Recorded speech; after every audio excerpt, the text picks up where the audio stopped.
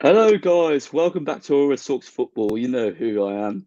This is the current co-host of Aura Talks Football, and today I'll be filling in Aura, who's actually on holiday recently. So hopefully the streaming through will go really well.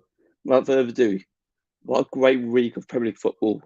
The 2023 season has actually had many ups and downs, and could that potentially lead to Arsenal or possibly Manchester City clinching the Premier League title? We're in those stages, of course, but let me actually do as well. I'll guess as well. So Josh, mate, how you doing? Oh well, how are you? Do you know what, bro? I'm very good considering that United actually beat Wolves convincingly last night, but lack of intensity was an issue. But I'm so glad that we got all 3 points. I'm glad to have you on, mate. Cheers, mate. Cheers. Looking forward to the stream tonight. It's gonna be good. Yeah, it's going to be really great. And also my fellow co-host Manny. Manny, how you doing? Yeah, all good, all good, all good. Just had a pretty long day today, but back here, well fed. Apologies for the sort of foggy nature of the screen. That should clear in the next few minutes. But an interesting first week of football from the 23-24 season with a lot to discuss. And as we say, there's always many a slip between the cup and the lip. And we cannot jump to any kind of conclusions as of yet. All we can do is just voice a few concerns and say some teams are doing fine, some teams need to do better. I think, in a way, we can say that almost every team that's played in this first week will need to do a little bit better. And even Manchester City could have done a few things differently. But, it is what it is. The season is upon us. And we move forward. Oh, absolutely, absolutely. I mean, the thing is, if you look at it from a Pro League point of view, it's going to be a really interesting season. Without further ado, let me introduce my last guests over here. So, Connor, mate, how you doing? I'm good, man. Thanks very much for having me on. I really appreciate it. And looking forward to getting into a bit of conversation because I'm so happy the Premier League's back, man. So happy. I hate the period where there's no football. It's just so boring. So I'm really happy it's all back. And there were some great games. There were some really good games to kick off with. And yeah, looking forward to getting into it, man. Connor, quick question. Premiership football or international football? Premiership all the way, especially if you're an England fan. Premiership all the way. As much as do you know what? As much as I really enjoyed watching the Women's World Cup whilst the Premier League's been off, it is nice to have Premier League football back as well because the love I have for Arsenal and the women's team as well for Arsenal, it is just, I love it. And I'm not as happy when it's the men's football for England because we all know how Southgate plays football and I'm not the biggest fan of it. So, yeah, I'd say Premiership personally. Anyone being indulging in different sports since the Premier League has been off? No, I've been fixated in the women's football, especially from the European point of view. So it's been really interesting, especially for the World Cup. Oh, Josh, you've forgotten about the cricket, my friend. Oh, the Ashes. Yeah, the cricket. Yeah, the Ashes, of course. There's been Wimbledon as well. I love Wimbledon this year. The guy was it? I forgot his name. It was the 18-year-old. Yeah, Alvarez. Alvarez, yeah. That was fantastic. Alvarez. I've been watching a bit of the Formula One as well, but Verstappen's winning everything, so there's not really a point in watching it. But yeah, I love F1. Yeah, I love it as well. Even though Verstappen's winning everything, like he's Man City, but it is what it is. It's still good. Yeah. That is good analogy, guys. That is a really good analogy you actually delved into. So let's actually delve into the first game of the Premier League season. Burnley 0, Manchester City 3. Manchester City actually started the season convincingly. I mean, considering that they're Premier League champions and also willing to actually regain that title again, can they possibly win it for the second time in a row, or maybe their fifth time in a row in the space of around about four to 5 seasons? It's going to be a great feat if they can do that. So, Josh, what are your thoughts on this game overall as a neutral? And do you think City are definitely the favourites to win the league? Look, in terms of favourites, I think that's died down a bit now since the likes of Arsenal and United are now slowly creeping up. I think what's important to note is what Manu said, and I loved what he said at the beginning, is that every single team needs to do better. Mostly. Every single team needs to do better, even Man City. A 3-0 win, convincing win over Burnley is good. But you look at the positives and you look at the likes of, sure, a newly promoted team for Burnley. Burnley are new to the Premier League, obviously the worst possible team to come up against is Man City. They came up against Man City. I think overall, James Trafford's debut, obviously for Burnley, I think it's a big plus for Burnley in terms of, I think it's a solid keeper. Although right now you can't know anything right now against Man City. You know, they are always going to beat you. Unfortunately, if you're bottom side team, they're going to beat you. But you can't take anything from this game. I think Burnley are going to do well this season, and Manchester City are going to be an interesting one because Arsenal are going to be up there 100%, and United 100% they're going to be up there. How about Spurs? Oof, oof. I mean, look, if I'm honest, I think Spurs have got to do a couple more things in the transfer window to really solidify a top 6 spot. I think another centre back needs to come in, and a striker has to come in. We've got 100 mil. We looked great against Brentford. We looked unbelievable, but we didn't get the win, and that was simply down to the striker. Now, if we look brilliant with a team like this, think about it. If we've got an extra 100 mil in there. So look, in terms of that Man City Burnley game, though, I think it was an incredible game, and I think City shouldn't take anything from it because it was only Burnley at the end of the day. Oh, absolutely. And also, what your perspectives on Burnley? I mean, where do you see them actually finishing, considering how expansive they are as a size? I mean, there's clearly a vision at Burnley, and companies actually mastering it so far. So was that a question to me? Yeah, absolutely. No, I think Burnley are going to do well. I think they're going to finish a comfortable 16th, 15th place. Look, it is their first time back in the Premier League, but I think they're going to do it differently. They definitely have a vision, and after all, dude, perfect. I mean, come on, lads. Dude, perfect. No, but honestly, I think they're going to do something different now, especially Vincent Kompany, which I really rate the managers. Most managers who are ex-footballers, they come to the managerial. They know players POV. So I think Burnley 16th, 15th, not too high, but respectable place for Burnley. Yeah, absolutely agree with you. Move on to Manny. So overall, what are your thoughts tactically on this game? Do you think City are in a comfortable position right now, despite it being the first game of the season? Yeah, well, first of all, let me just piggyback off that last point that Josh made. Apparently, all of these ex-players who become managers know the players' points of view and can function accordingly. I think there might be a certain exception to the rule in the form of a certain Arsenal manager whose man management is not really the best, and we are going to talk about him because his game, of course, which is of course my game, Connor's game, and Ollie's game, that will be the second one. But in terms of Manchester City, I remember saying on quite a few streams that the biggest advantage of them losing the Community Shield the way they did to us is that they will never be allowed to play as badly as they did again. Now, granted, we actually were quite fortunate to see that match go to penalties because of a deflected own goal from, I think it was Trossard who will take the plaudits for the goal, but it did go in off Manuel Akanji. However, we took our chances in the penalty shootout. Our penalties were quite perfect. And City just choked for some reason. And it was really surprising to see how a team that last season conquered practically everything en route to winning the treble could just freeze. And I think we're all going to agree that that was comparatively an off day for City, because if they were focused and were on their A game, then I think Connor at least will certainly agree with me that they would have smoked us and hung us, in the shop window like the finest Peking duck. Apologies to any vegetarians out there, but I think that's pretty much the way I describe it. And this particular game, obviously, they wanted to lay down their marker against a team managed by their former captain. And I do get what Josh is saying about Kompany, in that the approach that Kompany was able to develop while managing Anderlecht, he was able to bring it to Burnley. They literally blitzed everyone on their way to winning the championship and then coming back here. And certainly the football they played, I remember tweeting about it, they might be 1-0 down to a comparatively scrappy Hall and goal, but they were actually moving really well through and beyond the City defense and giving them a run for their money. I don't think Edison had any saves to make, but if they'd gotten their shots on target, it would have been, we could have had potentially a cat amongst the pigeons.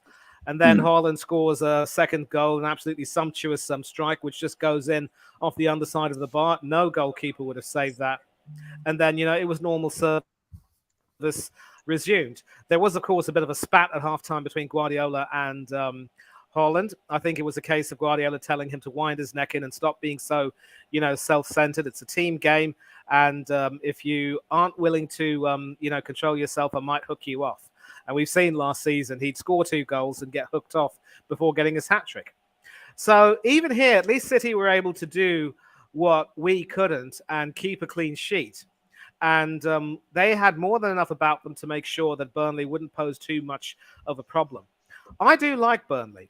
I think if they're able to tighten up their defense and make sure that their defenders are all on point, because I think we have to say that O'Shea, the Burnley defender, was at fault for the first goal when he completely, allowed himself to move away from Haaland, lost his mark. Haaland lost his mark and was able to poke it home. And it's those little mistakes that, can be the difference for certain teams between staying up and going back down. So I like Burnley. I think they will stay up. Probably not necessarily as comfortably as Josh predicts, but 17th position, of course, is always going to be safe. And especially when you consider the tribulations that Everton... Yeah, definitely respectable, considering, they came up from the Championship. And if they can stay up, then that would be a huge fillip for them. And I think on the 3 times we've seen them playing in the Premier League, the first 2 managers, Owen Coyle and Sean Dyche, have been exceptionally defensive sort of managers, whereas Company's a little bit more attacking minded. So I'll be very interested to see the type of football that Burnley go on to play this season. And they could actually give some really big teams a run for their money, especially if those big teams are foolish enough to take them lightly. Believe you me. Absolutely agree. I mean, also to add with regards to Burnley as well, that they're the fine style players, very reminiscent to Guardiola's style play. If you look at it from a technical point of view, the way they overload the opponents in and around transitions is just absolutely incredible. And I think with Company in charge, they've certainly got a promising future if they were to continually, consistently, and improve their recruitment. I think overall Burnley are definitely going to stay up in my opinion. So yeah, Ollie, let's move on to you, mate. So, what were your thoughts on this result? Do you think Manchester City are favourites to the win league? Because we know that you're an Arsenal fan, of course, mate. Yeah, I just want to say first, big up Hardeep for hosting on behalf of Arrest. Obviously, I just came back from my stream, that's why I'm a bit late. And obviously, big up Top Josh for joining. He joined my stream. Big up, mate. And overseas, how you doing, man? He joined my stream. Big up, man. Good, man. Yeah, I'm good, man. I'm good. We also had Ryan on the stream as well, so it was a good stream. But yeah, moving on to the game, I don't see Man City winning the league this season. Arsenal are going to win the league. There's no way Man City are winning the league, man. Why? I was seeing a bit. Yeah, sure. Yeah, basically, here's my reasoning why. So Arsenal just won their opening games with Nottingham Forest. We've got Crystal Palace away next. We've got United at home coming soon, which we always win. Man City at home, well, we just beat them in the Community Shield, so why can't we beat them at home? Tottenham, easy game. We always beat them at home. Bournemouth away, easy. Luton away, easy, or at home. You look at our next 10 games, they're pretty easy. You look at Man City, they've got Newcastle at home, who just beat Aston Villa 5-1. So you can't doubt Newcastle, especially away from home. They'll be up to go into the Etihad after being top of the league now. And Man City need to up their game up to go back top of the league. So they won 3-1, 3-0. Brighton won 4-1, so they're second. So Man City is at third and Arsenal's at fourth. And obviously, if Arsenal were to score a few more, they would have been top. And obviously, before the season started, they were top in alphabetical order, which everyone laughs about, but we actually were. We were top of the league. Well, we were second after Man City played because they won 3-0, 3-1, 3-0, and it was 2-0, so we were second. Man United are seventh after winning 1-0 against Wolves. Obviously, it could easily be more. And I actually want to bet off my dad. If Rashford didn't score, he has to give me £10, and he actually gave me £10. So easiest £10 I made in my life. Rashford was awful. Man United were awful, and overall they only got a lucky goal from Varane. And I personally thought that was a penalty from Onana. I don't know what the VAR people were doing. He literally takes out a player. It's not flipping rugby. Falls to the ground, and he's not given a penalty. It's absolutely ridiculous. He should have gone to the board. He gave a yellow card to Gary O'Neill for being an idiot who shouldn't really be their manager, to be honest. Wolves are definitely going down. On this game, James Trafford, my guy, former Bolton goalkeeper, making his debut for Burnley. Look, not the best debut. Obviously, Matt Turner made his debut as well, and he didn't have a good debut. But for me, James Trafford, watch out for this guy, man. He is a brilliant goalkeeper. And if you don't know who James Trafford is, basically, he was on the bench for Man City in the Champions League final. He then moved to Bolton on loan, and he played 2 seasons there. He brought them up into League One. And he played with them in the Championship as well, but they got relegated. And they're actually top of the league at the moment. They're beating Fleetwood 2-0, which is good. So I have a soft spot for Bolton. From Bolton, he went back to Man City, and then Burnley signed him on a free. He's their number 1 now. So, yeah, they've got hopefully he needs a game next week. So James Trafford can prove himself. I think he got off a couple of saves in this game. And he kept a clean sheet for a while. Obviously, you're competing against the likes of Haaland and Foden. You can't really keep a clean sheet in that sort of game. Bernardo Silva as well. Yeah, Bernardo Silva. Haaland getting 2 goals. Who got the 3rd goal? If I recall correctly, was it Rodri or was it? Yeah, was it Rodri. Yeah, Rodri. But for me, the Rodri goal was a bit unlucky. I know James Trafford made a save and then it rebounded. But listen, all eyes in this game was James Trafford. I love James Trafford as a keeper. Obviously, in the England under-21s Euros, he saved a penalty and he saved another save to win England. And he went 6 games without conceding a goal, clean sheet. So for me, he is a one to watch this season. James Trafford, Burnley goalkeeper. Make sure you watch out for this guy. He's absolutely brilliant keeper. I really hope he does well with Burnley. I hope they stay up. I hope they at least get mid-table. I hope he gets some clean sheets as well and possibly even go for the Golden Glove. I don't know why not. Conceding 3 goals against Man City is not bad. You know, Man City, the best team in the world. It could have easily been 7-6, 5-0, but they conceded 3 goals. And for a young keeper like James Trafford, he's 19, 21? Conceding 3 goals against Man City is not bad. And I want to touch on Man City, of course. I don't think they'll win the league this season. They won the treble last season. And for me, I've said this every single season. If Man City win the league, it's the most boring league ever. You can't have 4 times in a row a team winning the league. Just let someone else win it. Let Arsenal win it. We haven't won it in 20 years. Let Liverpool win it. They haven't won it since 2018. Let Man United win it. They haven't won it in, 30 years? 10 years. 10 years, actually. 10 years. Yeah.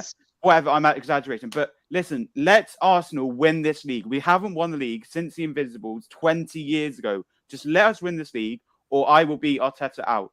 We need to win this league. We need to do well in the Champions League. We need to win the FA Cup. We need to win the Carabao Cup. I don't care. We need to win this league. And if we bottled it again, I am sorry. Arteta has to go. And we need to get a new manager, okay? That's why I'm saying we need to win the league. And I've said it in my predictions. We're going to win the league. And if we don't win the league, we need to question our management. We can't keep Arteta. And yes, he's improved every season. Yes, we finished 8th, then 5th, then 2nd. And now we're hopefully going to win the league. But if we don't win the league, Arteta has pressure on his job. He can't stay in this job if we're not going to win the league.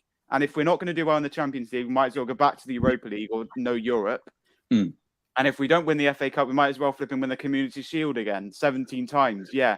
And if we get knocked out in the Carabao Cup early, I will be pissed. We can't play Carl Heaton because we've got David Raya now. We've got a better backup team. We've brought in Declan Rice, Havertz, Timber, who's injured now, and we've brought in David Raya today. So listen, David Raya's a backup. No one say that he's better than Ramsdale because I don't want to hear it. And I do not want to hear that Timber is better than Zinchenko. Zinchenko has won a Premier League. He scored 1 goal, 2 assists. You cannot say that Jurrien Timber, who's played 2 games for Arsenal, is better than Zinchenko. Zinchenko is miles clearer than Timber. So you can't base Timber on 2 games that he's played at left back. He's supposed to be a right back, centre back, and he's playing at left back where Tierney should be playing. It's ridiculous, right?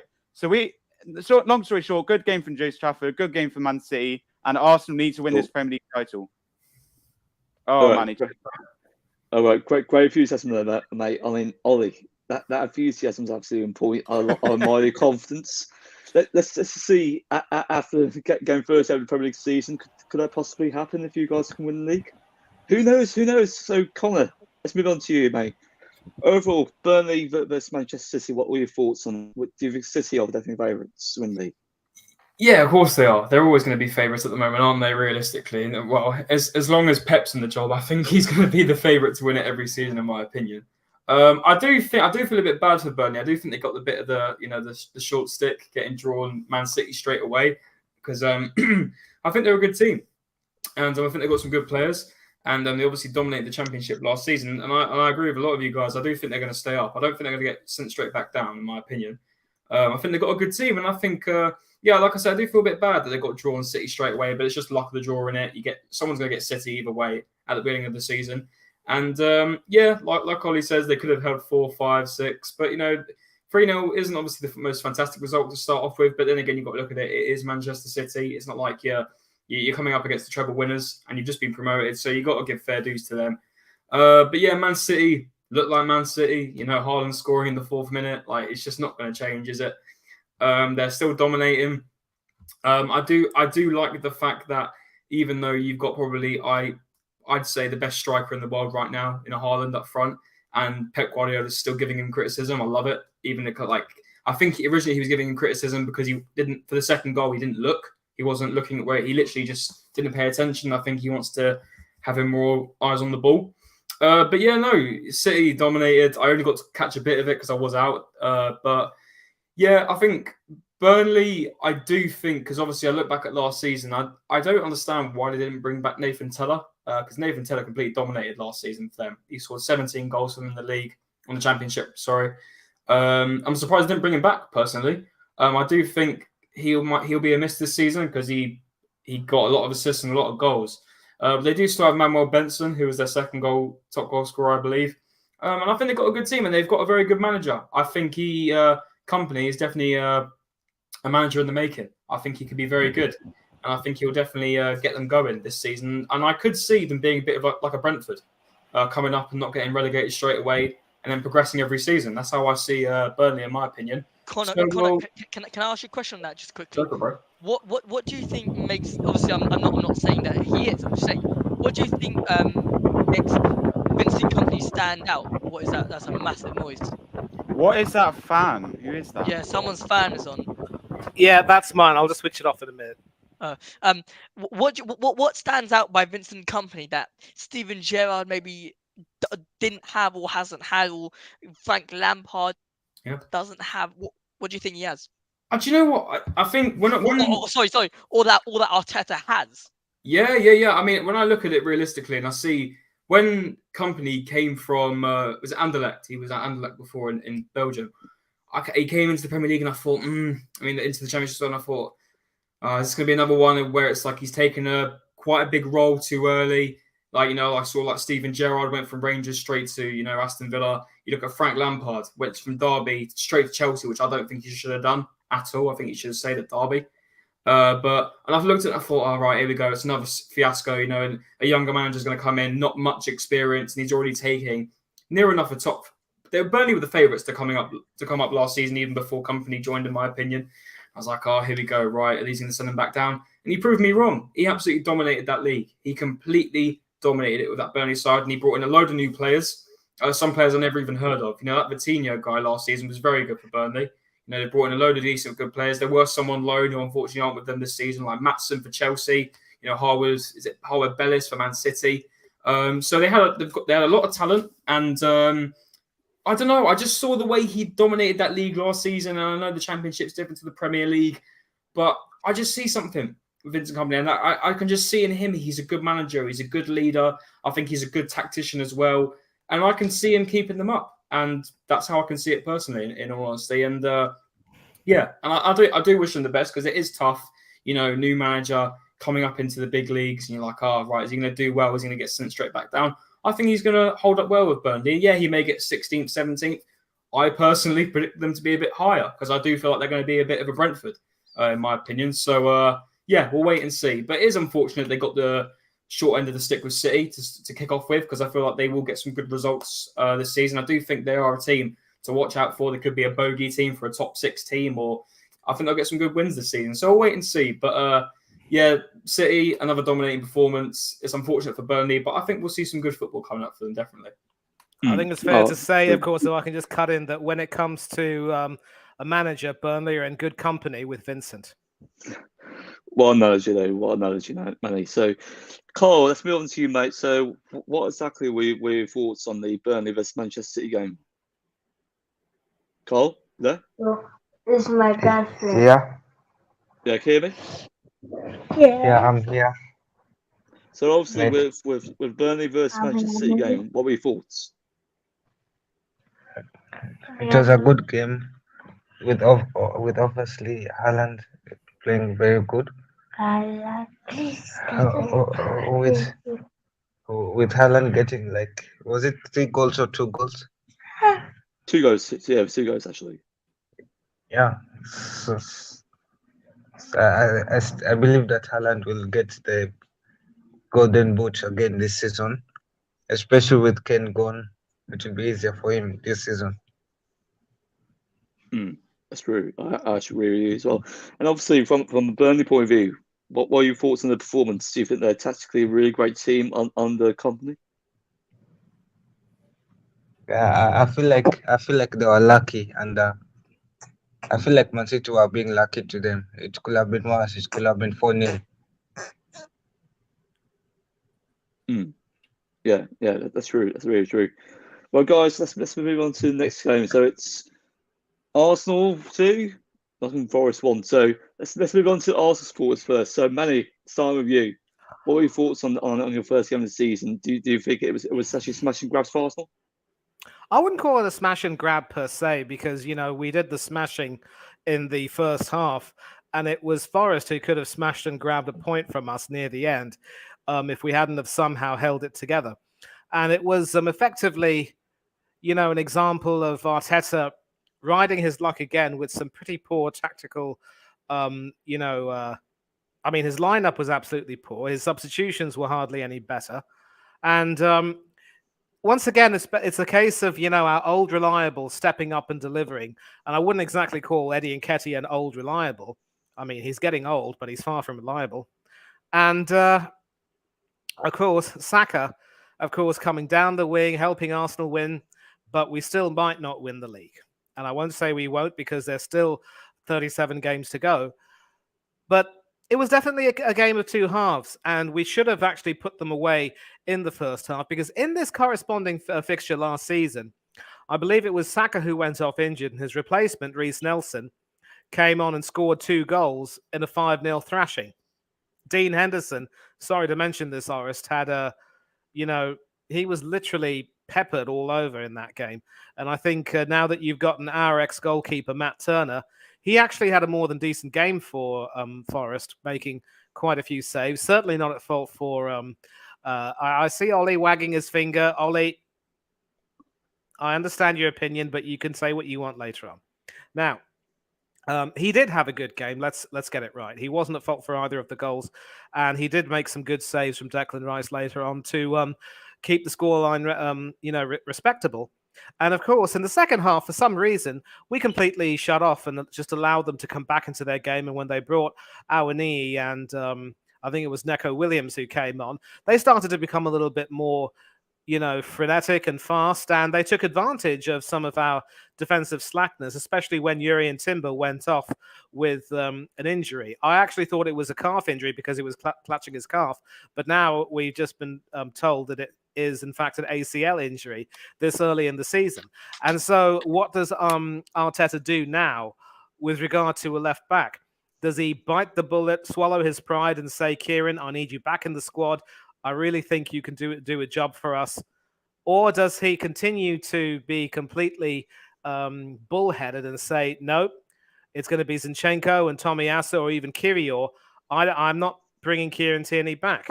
And this is an example of Arteta's poor man management, in that he just doesn't really seem to appreciate what Tierney has to offer and isn't really willing to give him that much of a chance. And now we're in a situation where we could potentially be down to our bare bones in that left-back position. And that aside, I think when it comes to the game in question, why Thomas Partey had to start at right back, I may never know. And I think probably there's a theory that that mirroring Forest's own 3-4-3, Arteta wanted to have a 3-4-3 of his own, with Partey basically coming into the middle, leaving Ben White, Saliba, and Tierney as our centre backs, and Partey a part of that 4-man midfield along with Declan Rice and Odegaard. And I think I don't think Havertz was. Yeah, Havertz was starting because it was Nketiah up front along with Martinelli and Saka. But again, It just didn't really feel that right. And if you want to play three at the back, I always say that you got to have two wing backs who can literally, race down the ground and contribute to the attacking the way Denzel Dumfries and Daley Blind did for that Dutch team, which reached the quarterfinals of the World Cup, of which Jurrien Timber was a big part, playing all but one of their games. He was, of course, alongside Virgil van Dijk and Nathan Ake in that three-man central defence. We don't really have that. And so there were occasions when it looked disjointed, but when it looked good and when we were able to make something of it, it was thanks to Gabriel Martinelli's work rate and also some other decent performances. Saka's goal was an absolute worldie. And, we looked good in the first half, but in the second half, that is when really your game management and your tactical ability really comes to the fore. The closer you are to the end of the game and the closer you are to a victory, the more prudent you have to be. And Arteta still has not shown his willingness to manage the game carefully and be a lot more prudent. And there was even an occasion when I believe it was Morgan Gibbs-White who skinned Thomas Partey when he was in that right back position. So hopefully that should be the end of that experiment once and for all. The idea that Arteta can just try and tinker with certain players to satisfy his own whimsical ego, is just ridiculous. He's playing with fire here. And so, in as much as we can be happy with the first half where we did well, we should have scored a few more goals. And the fact that we only ended up with those 2 goals and had a 2-1 win, there are concerns. And that's why I said practically every team has to do better. I mean, we could perhaps consider Newcastle a slight exception, but even then, they can certainly tweak something in their performance to make them even better. And we all know that they're not going to play like that every single game this season. But Arsenal have some concerns, and Arteta has to address them. And Arteta has to find a way to be able to get the best out of Kai Havertz, because he's made his bed, he's got to lie in it. He's paid 65 million bob for him, and now has to and is paying him in excess of 300,000 bob a week. So it's as if you have to try to fit a square peg into a round hole just to satisfy that and find out which is his best position. And if you want to play him as a striker, he has to learn how to hit the target. So we've got concerns, we've got issues. And all of these issues should have been dealt with in pre-season. And that is one reason why I believe that unless Arteta gets his act together and makes sure he has the team firing on all cylinders and really, performing convincingly, we won't win the league. And it's very easy to pick up wins against, comparatively run-of-the-mill teams and say, oh, we've got momentum. But as we saw last season, we can be like the hare, gathering momentum very early. But when we become a little bit complacent, lose our own momentum, we allow the tortoise to catch up with us. I don't want it to be that same way this season. That's true. That's really, really true. And also, if you actually look from a psychological point of view, if you want to win the league, simply you've got to have a great mentality. If you don't have it implemented within the system, your system simply collapse. Arteta needs to tweak it immediately. Simple. So, Ollie, let's move on to you, mate. What are your thoughts on Arsenal's performance against Nottingham Forest? Yeah, I kind of echo what Manny says. Game started good to see the 12 kickoffs back on. Obviously, TNT Sports is called now BT Sports. It's not called that anymore. It's called flipping. I don't know why it's called TNT. It's ridiculous. It's almost like you're putting a Minecraft channel on the TV and you're saying, "Let's watch TNT Sports." And I prefer. I'm used to the American. Yeah, but Yeah, I still don't get why it's called TNT. Anyway, game started. Good game. Obviously, good to see Nketiah score while Jesus is out. Great assist from Martinelli. Then good assist from Saliba. Great goal from Saka. Honestly, definitely one of the goals of the season so far. And then comfortable 2-0 lead at half time, looking good. And then that's where it all went wrong in the second half. We kept a clean sheet to the 81st minute, and then obviously Elanga Hardeep from a Man United player. Brilliant play. What run though? What run from the halfway great line? Run. And then Anari who is an Arsenal fan, actually, commentator said that, scored. He loves scoring against Arsenal. He scored in the 1-0 win where Man City won the league. And that didn't happen this time around. Look, we got the win. I know everyone's saying the negatives. Matt Turner played well. Matt Turner didn't play well. He conceded 2 goals in that game. So what? He scored 5 saves. Got 5 saves. He conceded 2 goals. One was the Saka goal, and 2 was the Eddie Ketchum goal. You can't say a player played good when he conceded 2 goals. That's like saying Ramsdale played good when he conceded. No, I don't mean to cut him, but he did just say earlier that James Trafford conceded 3 goals. Yeah, I know, but that's different. James Trafford's a good goalkeeper. Turner is not a good goalkeeper. Turner made the Turner made the exact same amount of Turner's saves. only the only American number one because there's no American goalkeeper. I know you're speaking, but come on. You can't say that Turner's a crap goalkeeper when he made 5 saves. So did James Trafford against City, even though James Trafford conceded more, but he's good and Turner's bad. You can't be saying that, man. Come on. Bro, listen, you look at the goals Trafford conceded, there's nothing he could have done about it. And you're playing Man City. When you're Turner, you're playing Arsenal Football Club, who you used to play for. You should at least be... shot. Exactly. And he couldn't save the Nketiah shot. In the league with a save that shot. Yeah, but he still conceded. And I'm not comparing Trafford to Turner, but you've gone on a loan deal, obviously not a loan deal, but on a permanent move to Nottingham Forest. You're playing against your former team, and you concede 2 goals. It's just this history, you know. That's why we've signed David Raya today, because he's going to be our number 2. And don't say he's going to be our number 1 because he's not. He's going to be our number 1.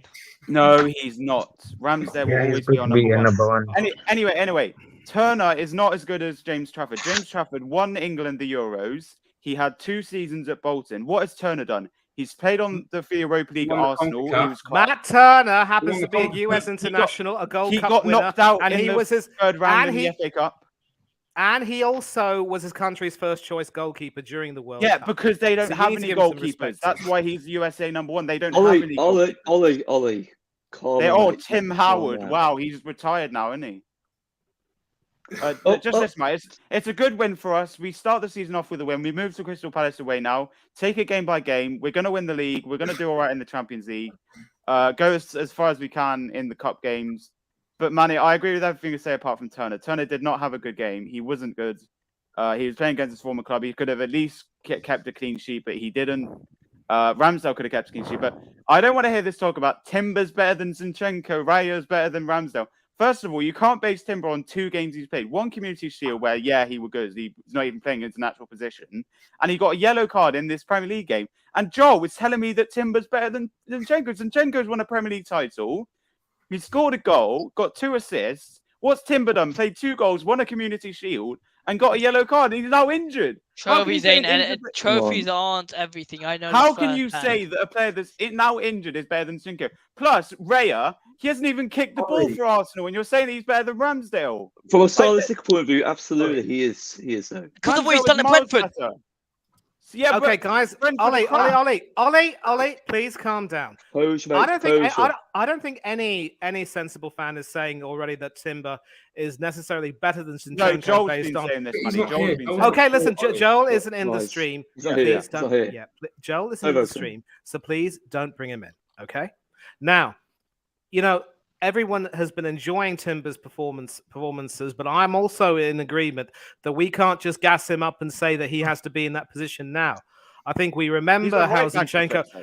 I know he's a right back, and I would like to see him at right back personally, but for all intents and purposes, Arteta has him at left back. Okay?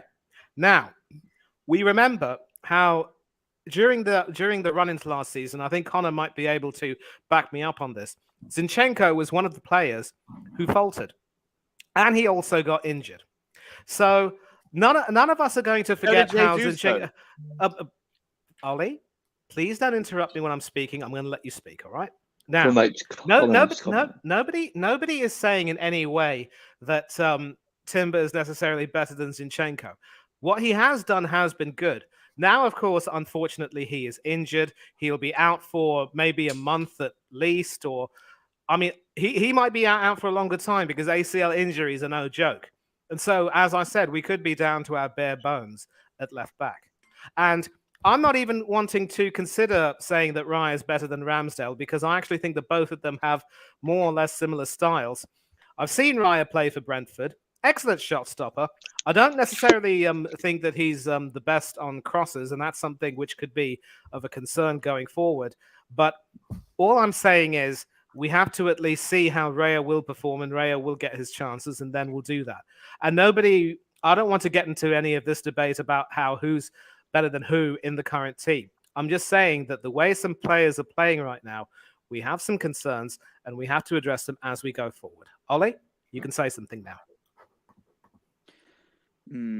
Okay, yeah, I get what you're saying about Zinchenko being injured, but you can't say that a player who's kicked the ball 2 times for Arsenal is better than a player who's played 20 times. Nobody's Ollie's saying saying- that. I told you, Joel said. I know he's not in the Joel, stream. you're But getting Joel it, said- Ollie. But he's not in the stream. He's not in the stream. Guys, Let's focus he's to not here. whoever's Yeah, but here. he said It's that in the group present. chat. He said anyway. Okay. Listen, it's a good performance. I don't care that we conceded. We won the game. I don't care that we conceded a lucky goal from and Nari, Arsenal fan, scores against Arsenal like he always does.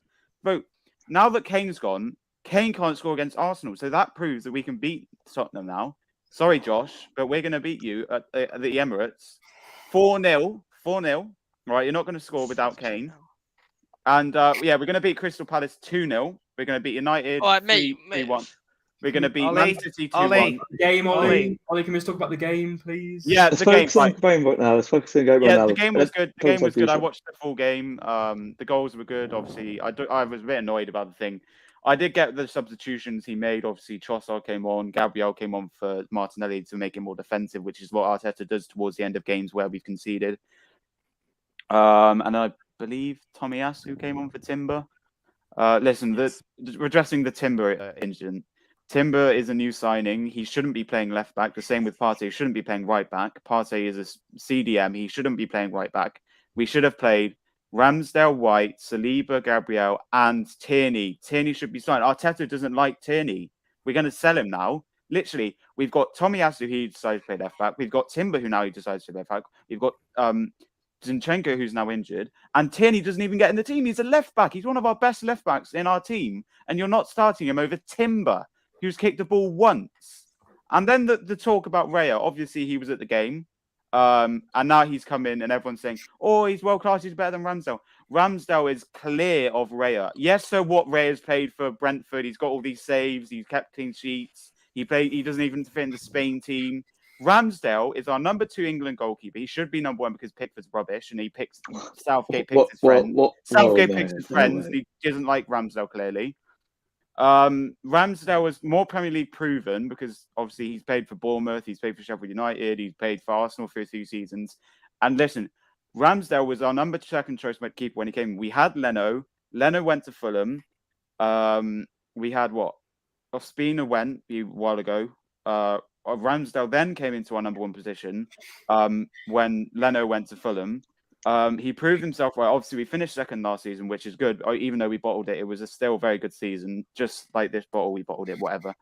But we're going to win the league this season. David Raya will eventually be our number 1. I don't want to say he's going to fit straight into number 1 because Ramsdale will be starting the games. Raya has come in on a loan deal to So start. you said David Raya is your number 2 keeper? Yeah, he's our number 2 keeper, but eventually, when he gets better as a loan deal, it's similar to Matt Ryan. We signed Matt Ryan on a loan from Brighton. He then went on to go to another club and never started a game for Arsenal or started in pre-season or some crappy game anyway.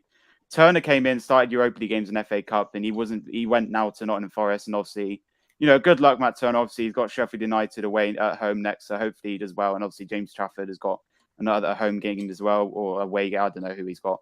But listen, I don't want to disrespect Turner. Obviously, he was at Arsenal for a while and he wasn't getting any game time. Same with Trafford. He was at Bolton. He wasn't getting, much praise. He didn't sign there on a permanent deal. So for me, Matt Turner, good luck, man. We've also got Carl Hean, and it's good to get rid of Carl Hean. Now we've got David Raya. But listen, David Raya signed today for 3 million on a loan with a possibility of signing him for 27 million. So this is just an experiment with this David. So obviously he's Spanish. He can talk to Arteta. He can talk to Edu. He can talk to some of the players and stuff. He's coming on a loan deal to be our number 2. Ramsdale will be our number 1 for a while. He'll play in the Premier League. Raya will come in the Champions League, FA Cup, and Carabao Cup. If Ramsdale gets injured or if Ramsdale loses his form, Raya will come in. Carl Hean will be on the bench. And then Ramsdale will rest and be back soon. But for now, Ramsdale is our number 1. Raya is coming as number 2. Havertz, brilliant signing. I don't know why anyone thinks he's bad. Ollie, can we just talk about the game? No. Yeah, I'm talking about the game. Rice played well. I don't think he's over. Guys, I'm sorry for the interruption, but we've got to speed up though. Yeah. All right. And then finally, just the thoughts on Timber. Obviously, get well soon, man. And yeah, we do need one more signing to win the league, I think, before deadline day. But anyway, sorry for my delusional comments. But I'll move on now. But yeah, good win for Arsenal. For future reference, mate, just limit it, keep calm. Where's that composure? Just stick to the point, But no worries, mate. No worries, mate. Well, let's move on to the next game, guys. Well, the first four needs to get Connor's thoughts and also Josh's thoughts on the game as well. So, Connor, obviously, as an Arsenal fan, what were your thoughts on the game?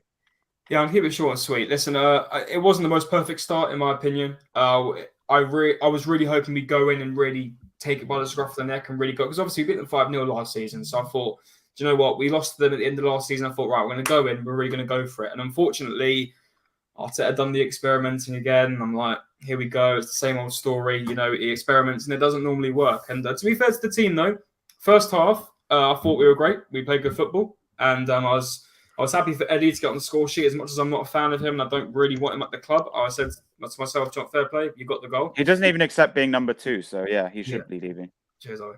And anyway, as I was saying, yeah, I was happy for him to get the goal.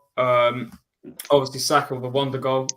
Wow, what a goal that was! And I'll definitely be up for goal of the month, I reckon. And yeah, 2 good goals. Unfortunately, second half we get complacent, and the breakaway that Forest had, the amount of space that Awani, I can't pronounce his name properly, got left. It was really Anawi, yeah. Yeah, it was really poor defending, and we just let him run through. And I was watching it. It was like I was watching it in slow motion. It was running through, and I was like, "Where's the defending? Someone put a leg out, something." And we didn't, unfortunately, have that. So there were moments we were very complacent. I just hope against Palace, Arteta needs to know his 11 now. You know, we've had pre-season. You know, he had these signings in pre-season. I mean, obviously bar Raya, but we know Raya isn't going to start. He should have known his starting 11 by now. I don't want to see any of this testing. I think we, as Arsenal fans, know for sure that Gabriel and Saliba is our partnership, and Ben White is at right back, and we clearly do fit a 4-3-3 system or a 4-2-3-1. So I hope that we now go forward with that. We know what our strongest 11 is. The left back situation, that's another thing for another day. I think it's very clear that Tomiyasu is going to play there. Tierney clearly isn't going to be playing there because he isn't a inverted left back. That's exactly why he isn't playing. So, yeah, we go into Crystal Palace, I hope with a better performance and hopefully with a clean sheet.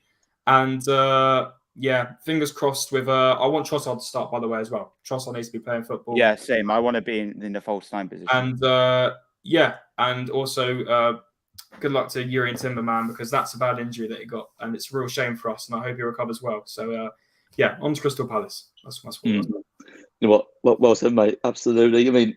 Even when we actually got Martinez, we were really linked with him. But I mean, I wish him a really speedy recovery. I think, without a doubt, once he's actually adapted to the system, he'll be a really good fit to you guys. And moving on to you, Josh. Obviously, with Arsenal winning 2-1, what are your thoughts on the game tactically and technically?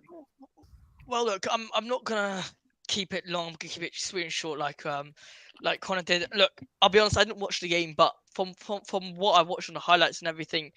I'm sorry, Ollie. Obviously, I'm going to repeat what I said on your stream. I think it's all about consistency and calmness. I said previously that you look at the big boys. You look at Real Madrid, Barcelona, City, Liverpool, Chelsea. Well, not Chelsea, but Liverpool. When they get to the 75th minute, they're winning 2-0. Sorry about that. There's a motorbike outside. We're winning 1 or 2-0. You need to calm down the ball a bit. Get your defenders on the ball more than the attackers. Keep the ball, spread it out. Let them chase the ball. You don't want to be running after the goals. You're 1-2-0 up. You keep the ball. You calm possession. The one thing that Arsenal did was they conceded the goal 81st minute. Big shame because it would have been a nice clean sheet for Arsenal. I think overall there is a lot of improvement needed from Arsenal, but if I had to be honest, I think they had a very positive first half. Obviously, Saka's goal was unbelievable, but I'm sorry, Connor, but in my opinion, I think Haaland's goal was fantastic. Oh, yeah, it was. Yeah. No way. It's not better than Saka's, though. It's not better than Saka's. Ollie! No, Don't it's interrupt fine. him. I'm Let just him going speak. to start you down because I honestly think Haaland was phenomenal. But Saka was definitely up there if it wasn't for Haaland. And I think in terms of Arsenal versus Nottingham Forest, very good game for Saka, and I think I just think moving on, Arsenal need to keep that composure towards the end of the games. Especially if I can refer to Tottenham Hotspur a couple of years ago when they constantly under Mourinho we'd park the bus a lot, but we would be 1-2-0 up and we would just concede late goals. We would always concede late goals, and it's just finishing this off. So if Arsenal want to get into the brackets of we want to win the league, or we want to be competing for the league, they need to keep composure towards the end of the game. That's very, very true. Absolutely. And also, if you look at it from a composure standpoint as well, Arsenal need to have elite mentality to win the league. I mean, if you look at City, their psychological well-being and also the morale, just absolutely, and that's down to Pep Guardiola's system and also the way he actually draws the mentality to players. That's what Arteta needs to do. So let's move on to the next game. Stalemate between Bournemouth and West Ham. So, Manny, let's move on to you. What were your thoughts on the game?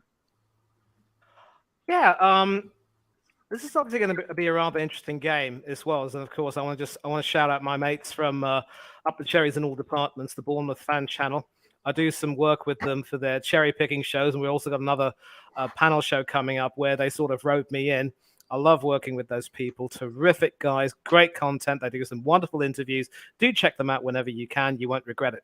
And they were talking about the new manager, Andoni Iraola, the Athletic Bilbao legend, as a player who also earned his Spurs, pun not intended, Josh, sorry about that, coaching Rayo Vallecano in the Spanish league, where he twice took them to the semi-finals of the Copa del Rey. Now, we're going to come to Gary O'Neill in a minute, obviously, because we have to talk about the United Wolves game. But big up, Connor. The consensus was that the consensus was that as harsh as it was to sack Gary O'Neill, it was the right thing to do to hire Iraola in, because that was a signal of the ambition of the manager. Not the manager, the owner. Bill Foley, who wanted to take the club on a new direction with some new ambition, and obviously the prospect of some attacking football probably appealed more to the owner in question.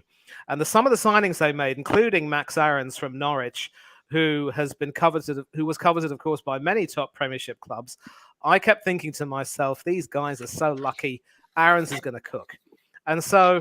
Again, it's the first game of the season, and I never really got to see that game because it wasn't televised where I am.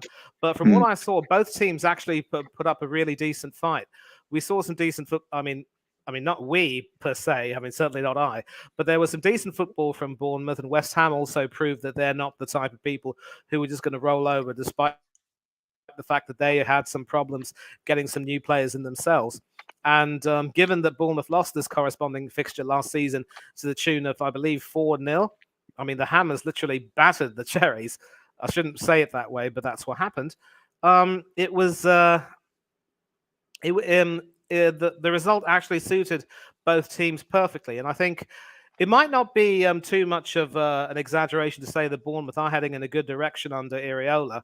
And I'll be very interested to see how his new selection of players and how the existing players in his squad will come together and really start to perform, and how he plans to use the likes of Dominic Solanke and Philip, who doesn't prefer to use the billing name anymore, although he is top billing, it must be said, and several other good midfielders in that squad, the likes of Dongo Otara and quite a few other players. The Cherries could be going up, but we also don't want to, big them up too much. And I'm really interested to see how they perform in their next games and how they do well. But it's looking good for Bournemouth. And West Ham, well, I think I'm one of those people who was rather hastily predicting that they'd struggle this season, given, the difficulties they had with, trying to get players in and so forth, and the struggles between Moyes and the board.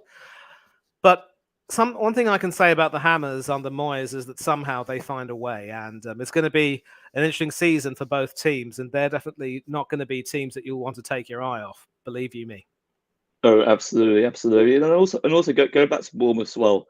Their style play on the Areola, it's absolutely significantly changed in comparison to last season as well. They can actually move more transitionally, excellently, and also they're very, very progressive in our possession.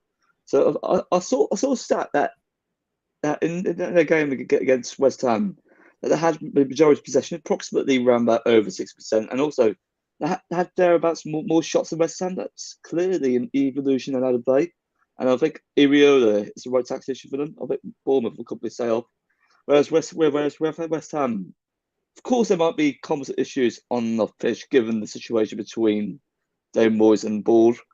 I think they will definitely find a way, and they're the irons after all, and they will definitely preserve without doubt. Ollie, let's move on to you, mate. So, what were your thoughts on the stalemate between Bournemouth and West Ham? Yeah, I think I predicted a 2-1 West Ham in this game. I thought the Hammers were going to win this game. Just echoing what Manny said, I've never been in the channel, but big up the trades in all departments. I know Manny's talked about them quite a lot, and he seems to probably enjoy going on that channel. So I'd love to hop on and see what it's like.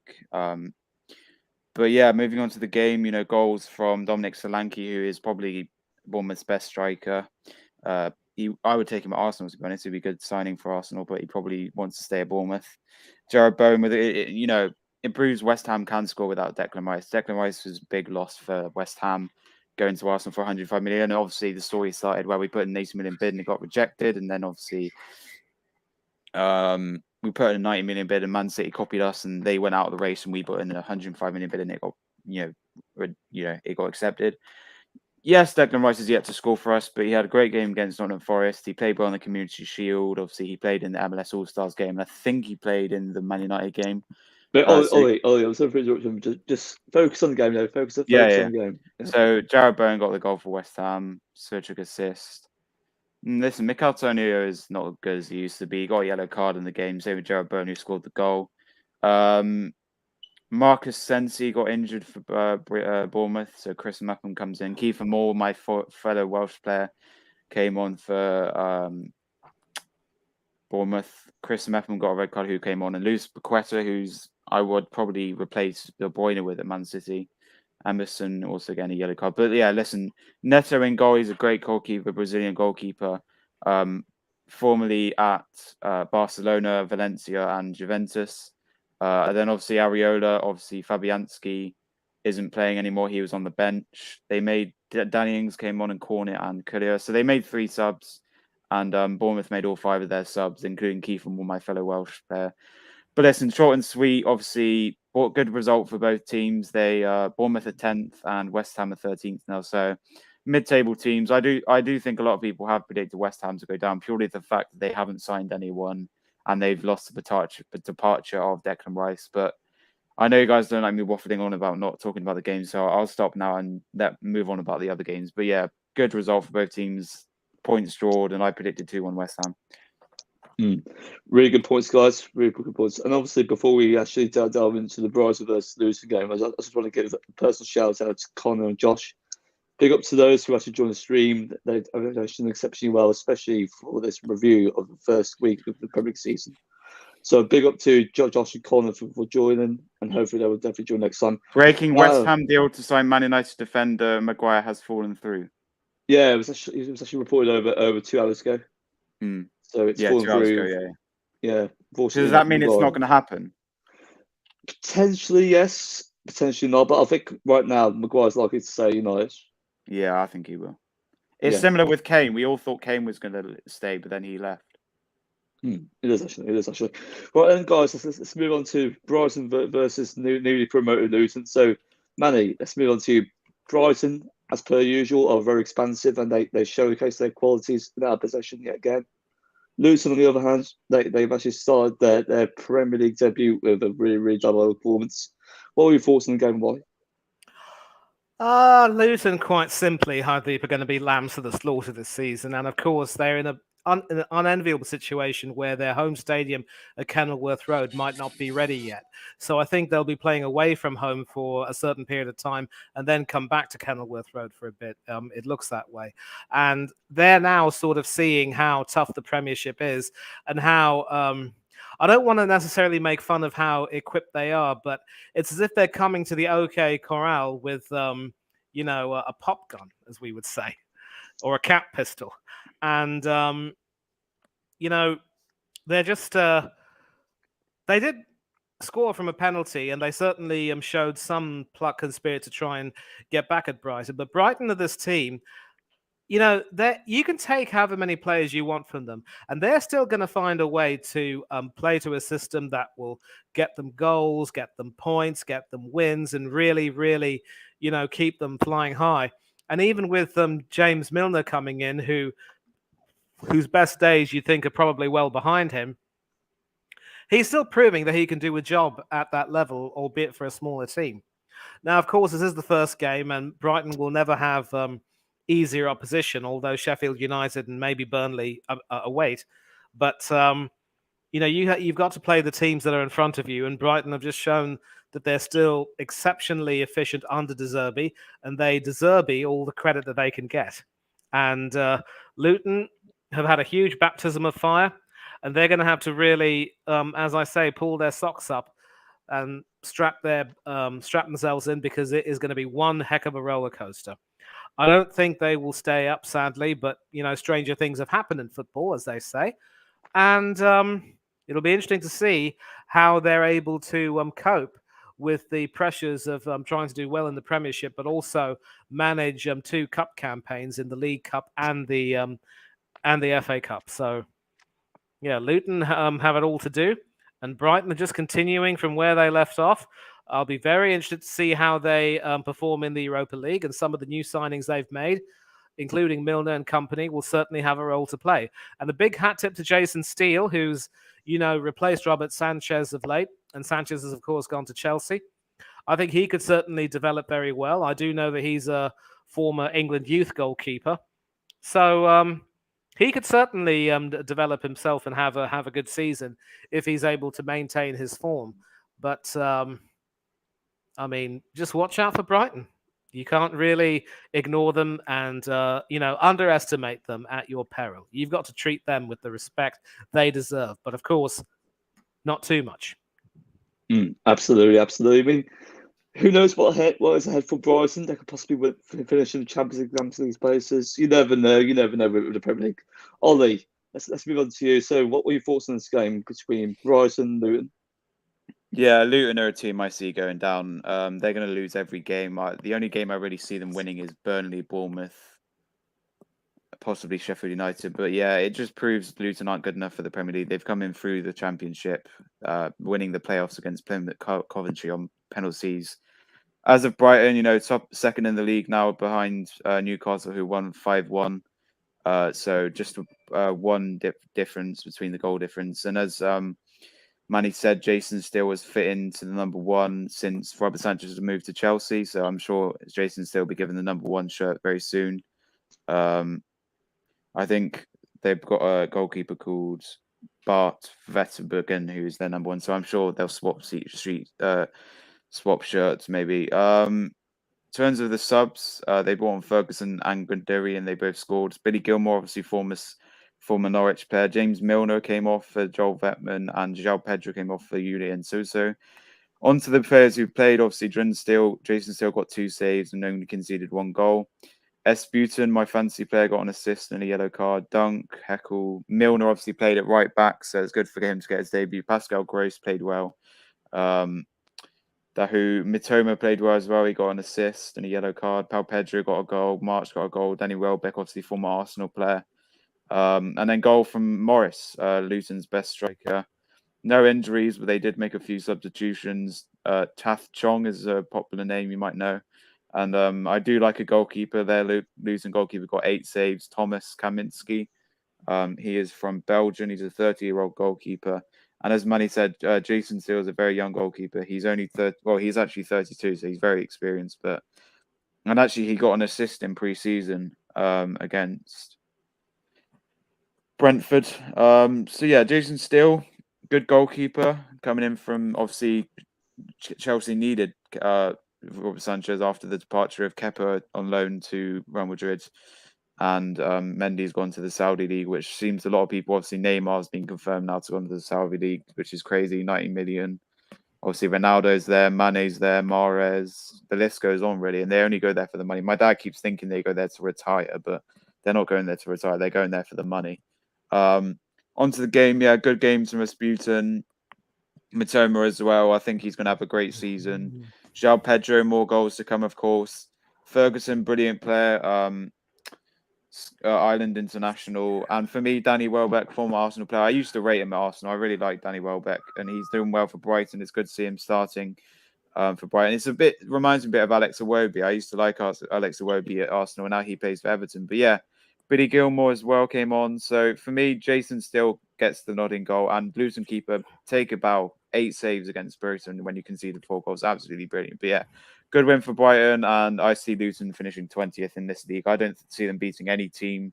Maybe like Burnley or Sheffield United, but I don't see them. They're playing Premier League teams every week, and they're luckily coming to the Prem by winning on penalties against Coventry. And personally, I was supporting Coventry in that game. I didn't want Luton to come up in the Prem. You know, this team's been in the non-league, and now they're in the top division. You think of Coventry; they've been in the Premier League before. Luton have never been in the history of the Premier League, and they've come from non-league, from League 2 to League 1 to the Championship, winning the playoff. And now they're in the Premier League, and they're not going to do anything. They're going to get rock bottom. Obviously, Villa are bottom at the moment, and Luton are 18th. Before I move on, there was a funny stat where basically every promoted team was in the relegation zone.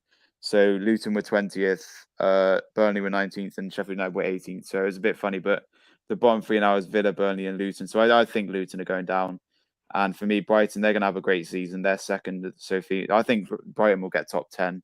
Maybe even Europa League, because they're in the Conference League, I think. I'm not sure. Europa League. Europa League, yeah. So, yeah, good win for Brighton, and Luton are going down.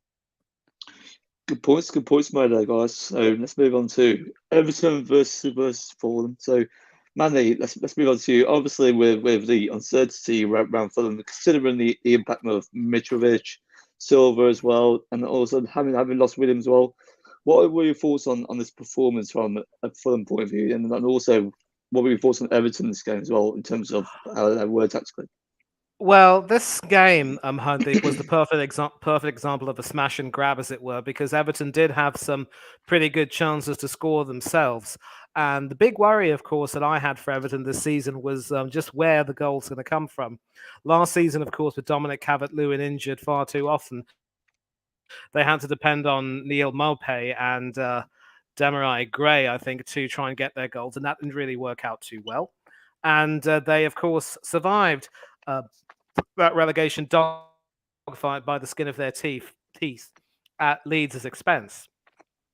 But this season as well, especially in pre-season, they never were able to show some signs that they were serious about trying to build on their squad and try and stay up.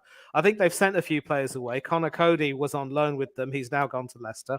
Asmir Begovic has left the club, and I think he's playing, I don't quite know where. It might be in Italy or Turkey. I'll have to look that up. And they've only managed to bring in Arnaud Danjuma and Ashley Young to try and to sort of complete their squad. Not too much in terms of transfer activity. So it was quite, Begovic has now gone to Queen's Park Rangers, so he's still in England. He's in London, but he's not in the Premiership right now. And considering all of that, Everton actually put up a rather spirited performance. But Marco Silva, of course, who used to manage Everton and was, in fact, sacked to make way for Carlo Ancelotti, I think he sort of had an idea how to effectively counter Dyche's game. And, De Cordova-Reid, I think it was, who scored the goal. It was just a case of, taking your opportunity when it came. And Fulham ended up with a 1-0 win and a clean sheet. I don't necessarily see Fulham repeating their good performances from last season because obviously, there is a lot of uncertainty with what's going on. And I think, they are due a little bit of a sort of a decline in their performances, but they should stay up. And a hat tip to ex-Arsenal keeper Bernd Leno, who made some fine saves in that game. He earned that clean sheet and certainly had a fine game. And by all accounts, could probably end up being in many pundits' team of the week for the way he played. And I just think Everton will probably need to show a little bit more pluck and a little bit more spirit and try and get some goals. And if they start scoring goals a lot more regularly and a lot more frequently, then maybe they can improve on their dismal season last time around and stay up. But there is a reason why they are tipped by many people to go down. And I tip them definitely to go down unless they can get their act together. Fulham should stay in a comfortable mid-table position. And yeah, that's pretty much it. My 2 cents. Or 2 pence, rather. That's true. Also, I'd like to ask you a question. So it's actually regarding Amadou Onana. Do you see him leaving Everton this summer? It's hard to say because obviously he was a part of that Everton team which somehow managed to stay up, and they were, of course, in a dreadful situation when Sean Dyche took over from Frank Lampard, and Dyche was able to get that midfield working quite well. And as Arsenal fans, both Ollie and I, and of course Connor, who left, will only remember too well when we went to Goodison Park expecting to win, but got beaten there in Dyche's first game in charge because he was able to, completely outmaneuver Mikel Arteta tactically. That 5-man midfield, back four, and the lone striker, they just overcame us. And in fact, it was his former player at Burnley, James Tarkowski, who scored the winner in that game from a header. I think it was he lost his marker, Martin Odegaard, and just powered a header past Ramsdale, who had no chance. So Everton are still capable of producing some good performances. I just don't know if they're going to have the consistency to be able to do that. And a performance like this, where they huff and puff, but just can't blow their house down, will certainly add to that. And Onana, for what it's worth, will still be seen by Dyche as a major player in his plans. So given that they haven't really been able to strengthen, I don't know if Everton can afford to lose him. And yet, if he's valued at a certain price and the club is willing to offer more, then sometimes the club, in certain situations, the club might just have to bite the bullet and say, you know what, we'll take the money and let you leave and somehow try to make something out of it. They lost Anthony Gordon last year to Newcastle, which was an absolute shocker. I really don't know if they can fathom letting Amadou Onana leave, especially not to Manchester United to join his namesake, Andre.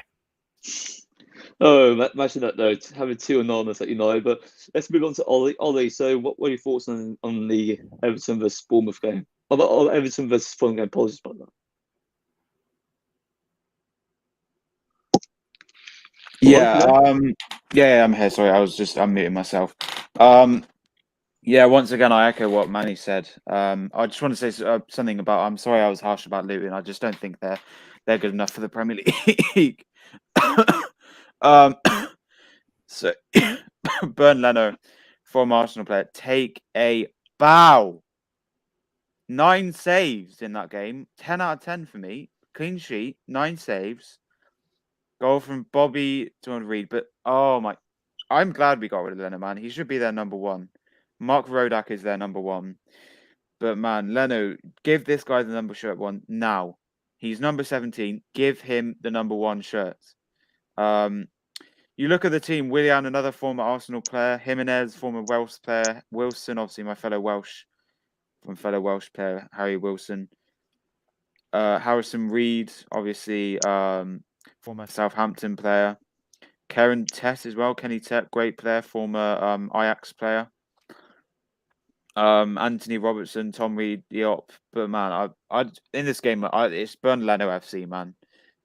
Great game from him. Regarding Everton, man, Aaron Ramsdale needs to be the number 1 keeper. Okay, Pickford is overrated. He's been number 1. He got 1 save in that game. 1 save. He conceded a goal. 1 save. Ramsdale is much better. He should be number 1. And if we start in the Euros and Pickford starts every single game and he doesn't start Ramsdale, then I'm questioning Gareth Southgate, because Gareth Southgate has been given 2 chances or 3 chances to prove himself in a competition. Lost in the final of the Euros, got knocked out in the quarterfinals in the World Cup, which he should have gone after that. And before that, he got knocked out, in the group stages or something. And since we've had Gareth Southgate, England have had no success at all. We got relegated from the Nations League. We bottled the Euros. We got knocked out early in the World Cup. This is our time. Euro 2024. Gareth Southgate's job is on the line. If we do not win the Euros, if we get knocked out early, if we get knocked out in the group stages, he has to go. We can't keep this guy no longer in the country. So for me, Pickford's crap game. Look at Neil Maupay, Ashley Young, new signing. And I've said I was talking about him, Alex Iwobi, former Arsenal player, James Ray, Keane, Patterson, Guy, Onana. Obviously, it's not Onana from Man United. But moving on, and for me, Everton, but great game from Bernardo from Arsenal player, and Pickford needs to be dropped. I think Ramsdale should be number one, man. Ryan, I disagree with you. Ramsdale should be number one. Pickford's overrated. He's old. You know, he's 29. Ramsdale's 24. He plays for a better team.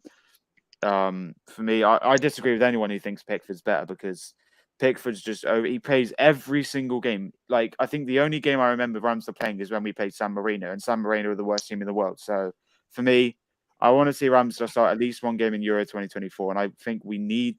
That is our chance. And even if the World Cup, if we don't win the World Cup or get far, Southgate has to go. That's it. It's the same with Arteta. If we don't win the league this season, he has to go. So I don't like Southgate. He picks his friends and he doesn't play Ramsdale. So for me, yeah, that's it. But let's move on, man. So Yeah, let's move on, guys. Let's move on. Good points made there, guys. So let's actually delve into the Sheffield United versus Crystal Palace game. Starting with you, Manny. Obviously, with Sheffield United being back in the Premier League and having that dent to their own losses as well. What were your thoughts on this game against Crystal Palace, and why?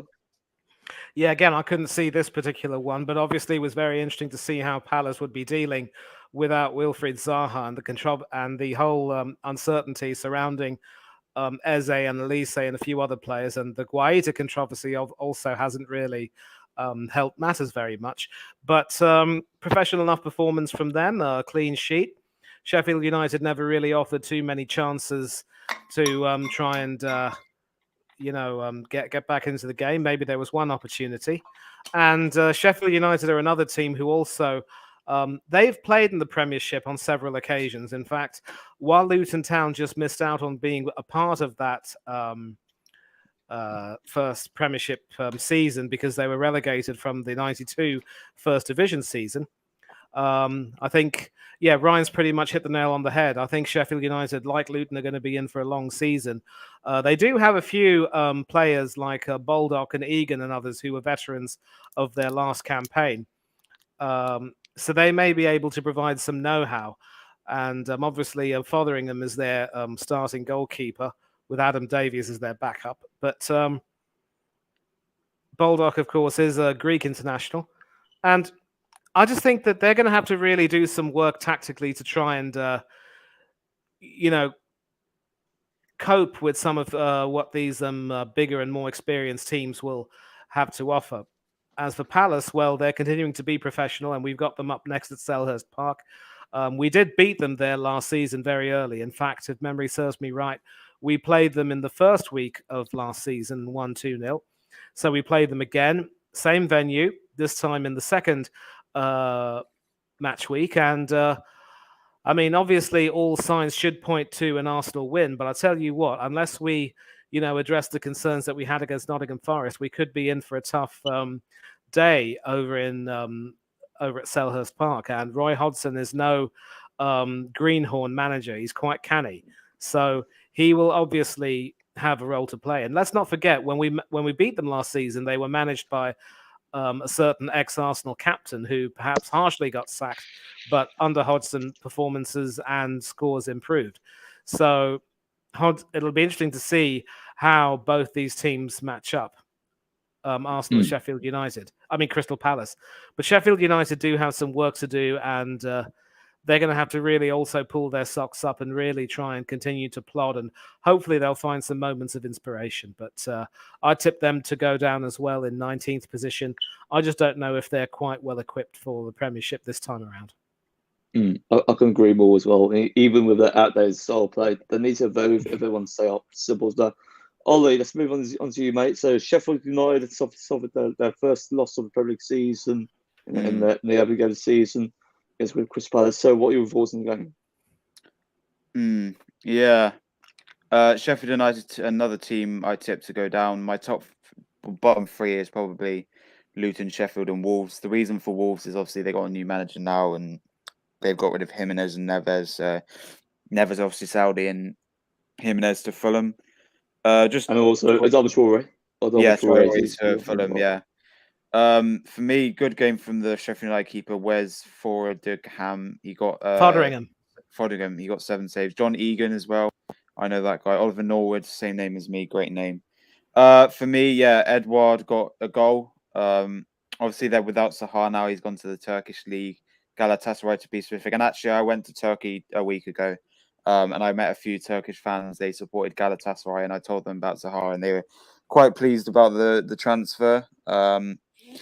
They said that he was a good player, and they liked him at Crystal Palace. But Guy, big injury loss for them, linked with Arsenal, I think. Tyrick Mitchell, Decore, obviously former Everton player. For me, Eze is one of their best players. Jordan Ayew as well, former Swansea player.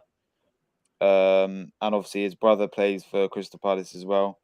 Apart from that, they only made one sub. They brought on James Topkins for Guy, who got injured. Sheffield United made all 5 subs. They brought on Salam, who got a yellow card, Adre Brooks, Hakim, and Soyazi and Lucari. For me, yeah, Sheffield United are going down. I'm sorry if anyone disagrees. They've come in from the Premier League. Obviously, Burnley finished first and they finished second, so they came up through the top 2. But yeah, I just don't see Sheffield United doing anything. They're on -1 goal difference, and for me, Wolves, Luton, and Sheffield are going down. I think Burnley surprised a lot of people this season, even though they lost 3-0. As I said, James Trafford, look out for him. Yeah, look out for Lee Foster, Jay Rodriguez. They Patino got as well. yeah, Patino. No, Patino's gone to Swansea. No, Patino's still there. He's still there. Patino. Yeah. Berg as well. Nathan Redmond came on against Man City. So yeah, long story short, I think Sheffield United going down, and for me, Crystal Palace going to have a good season. I rate the team. Obviously, they're a bit similar to Tottenham, where they've lost their best player, but they're still going to do well. Tottenham drew, they've lost Sahar, and they've scored through Edad and Eze. With Eze, man, he's incredible. He's a great player. Andre with his Jordan Ayew with the assist, obviously former Swansea player. My second team is Swansea. So you'll be hearing me mention that a lot. But yeah, good win for Crystal Palace, and Sheffield United are going down. Absolutely true. And also, don't forget, from an outgoing perspective, Crystal Palace recently lost Michael Olise. What Olise, player. yeah, great player. Oh, yeah. He's going so he has gone, has he, Hardeep?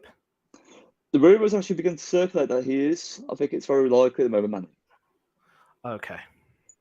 It's apparent that Chelsea have actually paid his release course. I think it's over, or probably exceeding over £40 million. But I think stylistically, he's going to be a really good fit for Pochettino. I think he's got great potential to thrive in that Chelsea system. Should happen, of course, absolutely. But let's move on to the next game. Newcastle have actually thrashed Aston Villa by 5-1. Dismal result for Unai Emery, but very, very jubilant result for Eddie Howe. Manny, let's move on to you. So, what were your thoughts on this ending game? Oh boy, Hardeep. I had the misfortune or fortune, whichever way you want to put it, of watching the first hour or so of this game. I remember predicting a 2-2 draw because it was going to be a clash between 2 teams that had slightly different approaches. Emery obviously prefers to play the 4-4-2 with the diamond midfield doing quite well. I think he tweaked it a little bit today, and I think he was trying to play a bit of a higher line. And Newcastle, of course, had their usual 4-3-3. I predicted that in as much as Newcastle would be able to score quite well, Aston Villa's midfield meant that they wouldn't be too far away from goals themselves. If they provided excellent service to Ollie Watkins, he just put them away. But what transpired was, a Newcastle team high on confidence after finishing 4th and qualifying for the Champions League, and having purchased that brilliant playmaker Tonali from AC Milan. He was one of the people who ran the show. Oh yes. He was one of the players who literally ran the show for them and made things happen. And when he scored that first goal, Isak ended up scoring quite a few, and I think Barnes got one. I don't remember who got the other one, but I couldn't really watch anymore because it was dismal for someone who actually likes Aston Villa and thinks they will do well this season. But you will remember this, Hardeep. Apparently, some delusional Arsenal fan saw it fit to, crow about this result, saying, "We told you so. Emery had to go. He was a no-no, and that's the way it's so." And saying he spent quite a great deal of money and ended up getting thrashed by Newcastle, a dismal result for a supposedly experienced manager. And thank God we have, Mikel Arteta. It wasn't said, but it was definitely implied. And you saw me quote tweet him by saying, "Look, son, it's the first game of the season.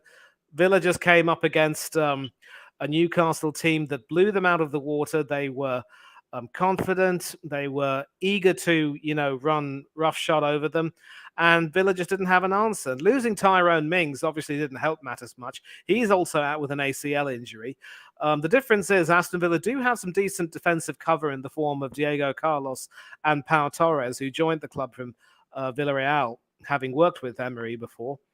But left back seems to be a bit of a worry because I don't know for how long Alex Moreno is still out and whether he's coming back.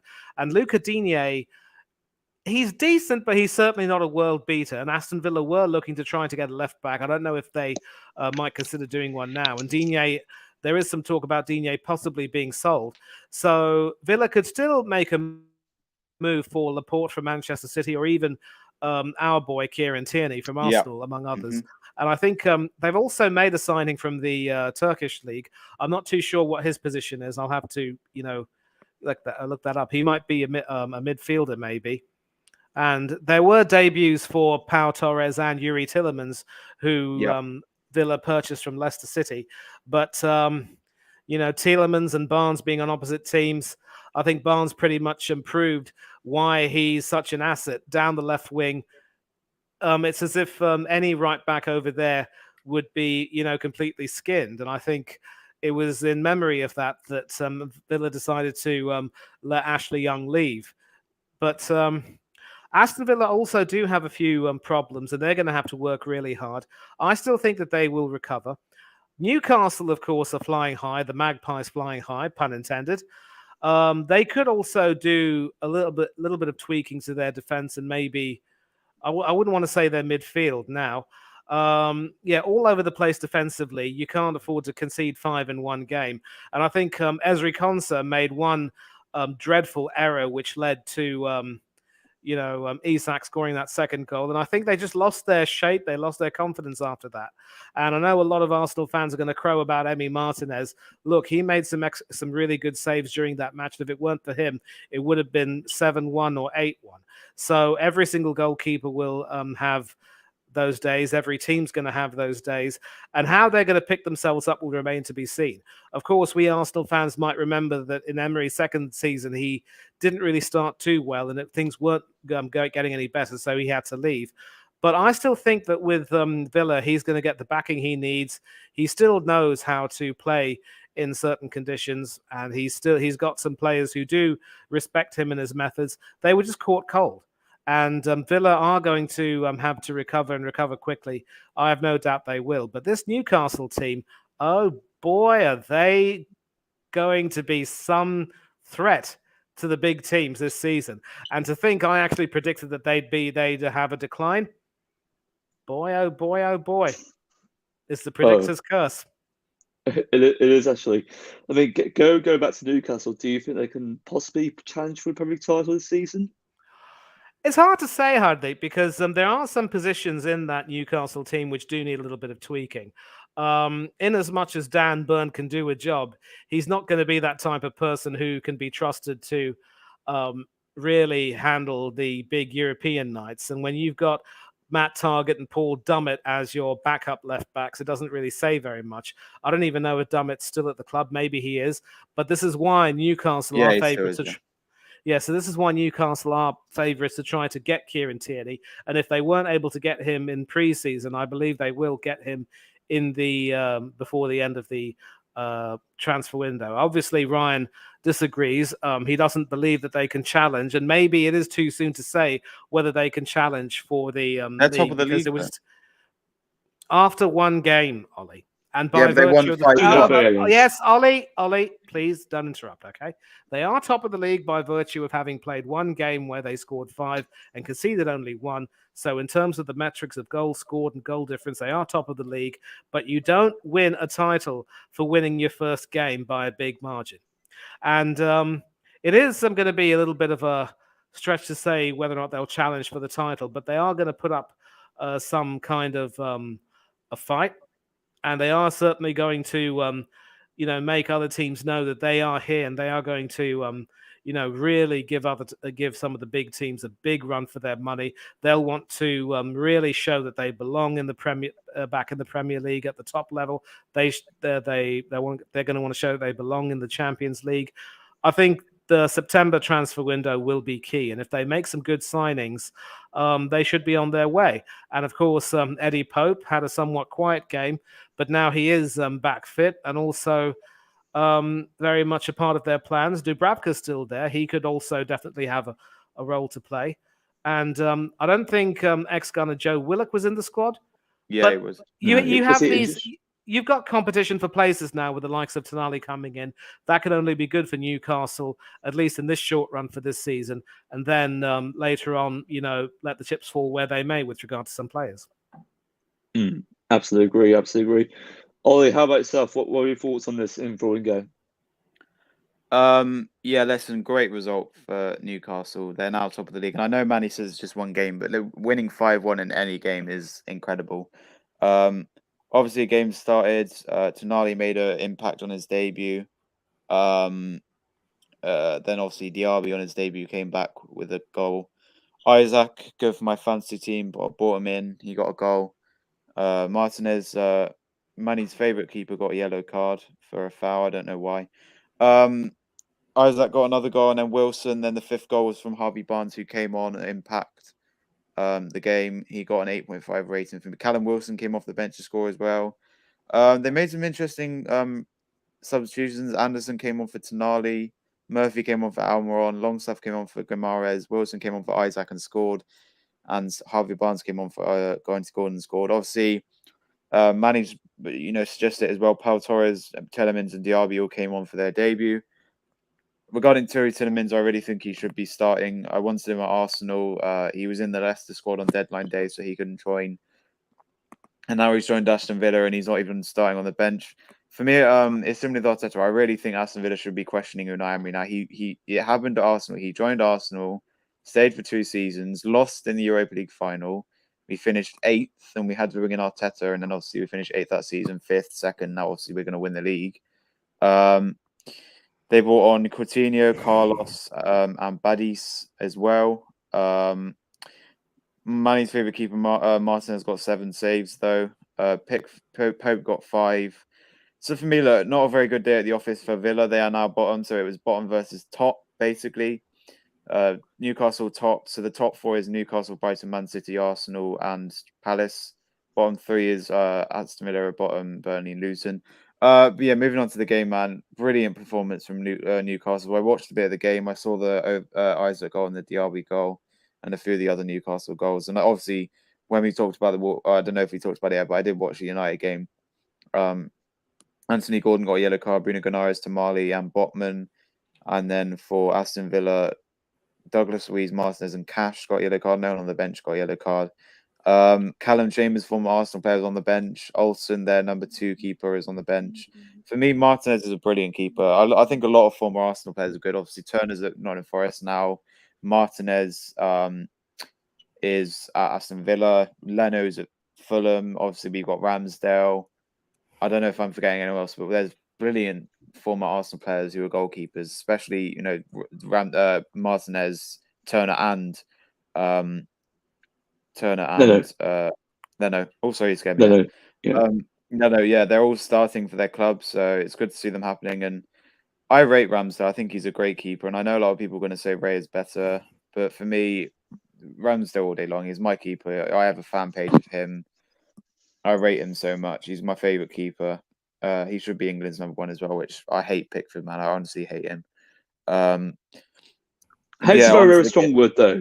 It's a strong word, but listen, good performance from Newcastle. Villa really do need to be questioning Unai Emery. I think Eddie Howe's a great manager for them. Regarding Manny, talking about Willock, I don't think he was in the squad. He wasn't. No, he wasn't. Gordon as well, former Everton player. Almiron's a great player. Trippier as well, he's definitely their best striker. And regarding Nick Pope, he's obviously been England's number 3 for a while, and he's a great keeper as well. I do rate him. They've obviously got the Prague on the bench, who actually Hardeep was at Man United for a while. He came in. He was almost like a Dean Henderson for me. Came in, didn't really get any game time, went back to Forest. So He did win a League Cup medal, though, mind you. Yeah, he did, So but he didn't Go play. Newcastle. Yeah. Anyway, good result for Newcastle. Top versus bottom. Aston Villa really need to be questioning Unai Emery. No, they don't. It's the first game of the season. No, don't they need do. to They question lost him. 5-1. No, Ollie, no. They They lost might have 5-1. lost. Too early, so- Ollie, it is far too early. You do not make these drastic decisions saying that questions should be asked of a manager or a team after one game. There are slight concerns. Well, I'm not questioning we'll see next Arteta. game, then. If they lose the next game, they have to question Emery. Maybe if they go on a really Yeah. bad run, then Possibly. they can start questioning him. But for now, they dust themselves off and move on. It's as simple as that. But also, I'd like to give an assessment. It's really critical. If only one more manager can actually get the best out of these players, especially at Villa, that's Unai Emery. Unai Emery, you could count out him. He's a fantastic manager, great No, tactician. he's not. No. Reverse. He's better Yes. than Arteta, respectively. Without doubt. If you look at his European pedigree, his style of play, his philosophy, his mentality to win, he will certainly get the best out of these players. And if he manages the system, tweaks it by actually adding a couple personnel and also just changing the formation structure, you'll clearly see an evolution in our Villa play. So I wouldn't really discount them yet. They've got great potential and really good ceiling on the Spanish, respectfully. But I agree let's move on to completely, Brentford. Hadley. Thank you, Manny. Yes. Thank you, Manny. I really appreciate that. And then let's move on to the final three games. Brentford versus Tottenham. Another 2-2 draw, another entertaining game. So, Manny, what were your thoughts on this game? Spurs beginning life without Harry Kane. I did actually predict a 2-1 win for Tottenham. Boy, was I wrong. But, it's under the circumstances, a 2-2 draw isn't necessarily the end of the world for them. And they're just going to have to try and find a way to improve on that performance and take some lessons learned. Kane leaving means that I believe it's Heung-min Son who now has more of the responsibility as captain, and Richarlison will be expected to pick up some more slack. I don't necessarily see them buying a new striker, but it will be interesting to see if these two guys can really step up this season and do great things for the team. They have a fine manager in Postecoglou. I really don't think he should have left his cushy job at Celtic to come down to London and manage Spurs, who, quite frankly, are a basket case as we speak. But I think he wanted the new challenge. He knew that everyone knew that there was better money on offer. And one of my friends, who is a Celtic fan, said, in as much as they were expecting Postecoglou to leave, the very least that Postecoglou should have done in his eyes, in their eyes, was, not make all these proclamations about how he was, still interested in staying and trying to do some things with Celtic. And of course, Celtic are in the Champions League in the group stages. It will be interesting to see, of course, if they can try and navigate that stage under Brendan Rodgers. But with Postecoglou coming down to Spurs and trying to take that new challenge of managing in the Premiership, I guess he felt that it was something he just couldn't turn down. And so how he will shape that team, he's obviously, taken Hugo Lloris out of the picture. I don't know if Fraser Forster was in the squad either. I don't think he was. And I still think that there needs to be a lot more solidity in that squad. They obviously secured Dejan Kulusevski. They could have, in my opinion, kept Ivan Perisic, who also showed on many occasions that he still had the class and ability.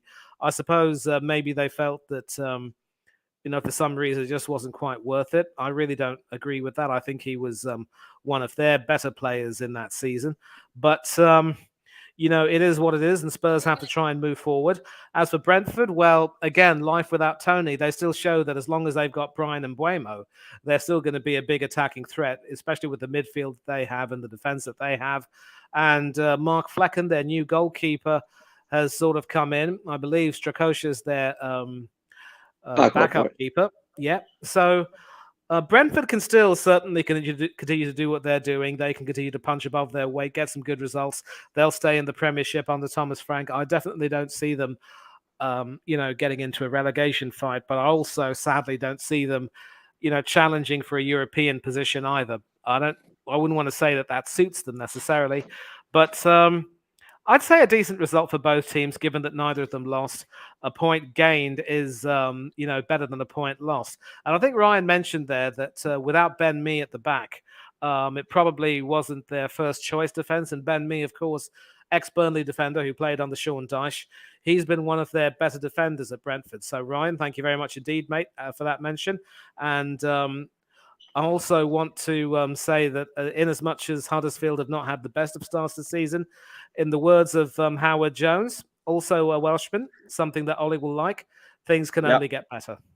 Wait, what And Welshman? Howard Jones. Howard Jones, yeah. From before your time. From before your time. Oh, right, And, okay. Yeah, and I think things can really only get better for Brentford and Spurs. But as I said, a point gained is better than a point lost. Absolutely agree. And also, if you look at it from a stylistic point of view as well, on the Postecoglou, there's completely difference in terms of how Tottenham actually transition in our possession. They're completely a different team now, but if Spurs want to be successful, they've got to actually back this manager with the right additions and the right adequate resources available. But fortunately, given the fact that Tottenham are in competent run, that won't be the case after all. They need to replace Kane. And I think if they will replace Kane, I should be going for Victor Osimhen. I think he'll be a really good fit for the system as well. Well-renowned striker. He's really good around the box. Excellent press and ball. If they can afford a really good striker, Huddeep, then I would suggest that they go for it. But as you said, they're incompetently run by people who couldn't even run a bath, to be honest. It's true. Oh, that's very, very true. Right analogy. And I think it's with Levy in charge of the CEO, with their ownership model as well. It's completely abysmal, really, really abysmal. Ollie, let's move on to you as well. Brentford versus Tottenham. Another great and entertaining Premier League game in this 2-2 stalemate draw. What are your thoughts on this game? Yeah, listen, I know a few people who support both teams. Obviously, Brentford, Graham's wife, Laura, supports them and her daughter. Tottenham, obviously, Josh, who's in the stream, supports them. And I know a few other Tottenham fans through mutual streams, including Deji and Dan and Ronan, of course, all appeared on the channel. Of course, with the departure of Kane, they're having to start Richarlison up front, which I do not rate at all. Kane is a big loss. He's one of the best strikers in the Premier League, and now we're going to see Haaland become the best. He's definitely going to get the Golden Boot. He's going to break loads of records, score loads of goals. He's already scored 2 goals in his first game, which proves how good he is. He's literally a robot. This guy isn't human. Regarding Brentford, Mark Flecken in goal. Obviously, David Raya's coming to Arsenal now. And as I said, he's going to be on number 2. I'm not going to talk too much about Ramsey. I know Manny doesn't like it, but for me, Raya's on number 2. And Mark Flecken is a decent goalkeeper. He got 4 saves in that game. He's from Netherlands. He's 30. And he used to play for Freiburg. Freiburg. Yeah. Looking at the other players, Henry, Adja, Pinnock, Collins, and Hickey in the back. Hickey got a yellow card, and Hickey and Aya were subbed off. Jensen was off injured. Nugard was off. Jallet was on. And listen, without Tony, they've proven they can score. And Babu and Wissa, both with a goal, both strikers. Wissa was subbed off. The subs were Damsgaard, Rothfield, Baptiste, Shakad, and Zaka. Obviously, Thomas Frank, great manager. I do rate him. On the other hand, Tottenham, of course, as Arsenal fans, Sanchez over Perisic and Sarr came on, and Pojakowski, I don't know how to say his name, is not a good manager at all. And I really don't get Josh. He keeps saying that they played a good game when they didn't even win. It's similar to Wolves, right? So Wolves lost. They had a brilliant game, but you can still say they played well. And obviously, Man United scored 1 because of Varane's goal. In this context, Tottenham drew. They had a good game, but they didn't win the game. You can talk about Arsenal. Arsenal had a good game. Nottingham Forest had a good game on the other hand, and they didn't win. So it just proves you can win, draw, lose games. You can still play well. So as I said, Wolves lost. They played all over Man United. And Man United did not deserve to win that game. They won through Varane, and it could have easily been 0-0, 1-0 Wolves. But obviously Varane, great defender with the goal. And Wan-Bissaka, great assist from Wan-Bissaka. I did watch the game, great game. A bit boring until the goal. And then the draw, obviously Tottenham played well without Kane. They've proven they have goal scorers, obviously goals from because both defenders, Real and Ed Romeo, and obviously they haven't got Hugo Lloris anymore. They're having to play Barrera, who got a yellow card, and he got, how many saves did he got? He got 4 saves as and well. And also Van der Ven as well. Van der Ven as well. Yeah, Van der Ven, Ugi, Bashouma, obviously former Brighton player.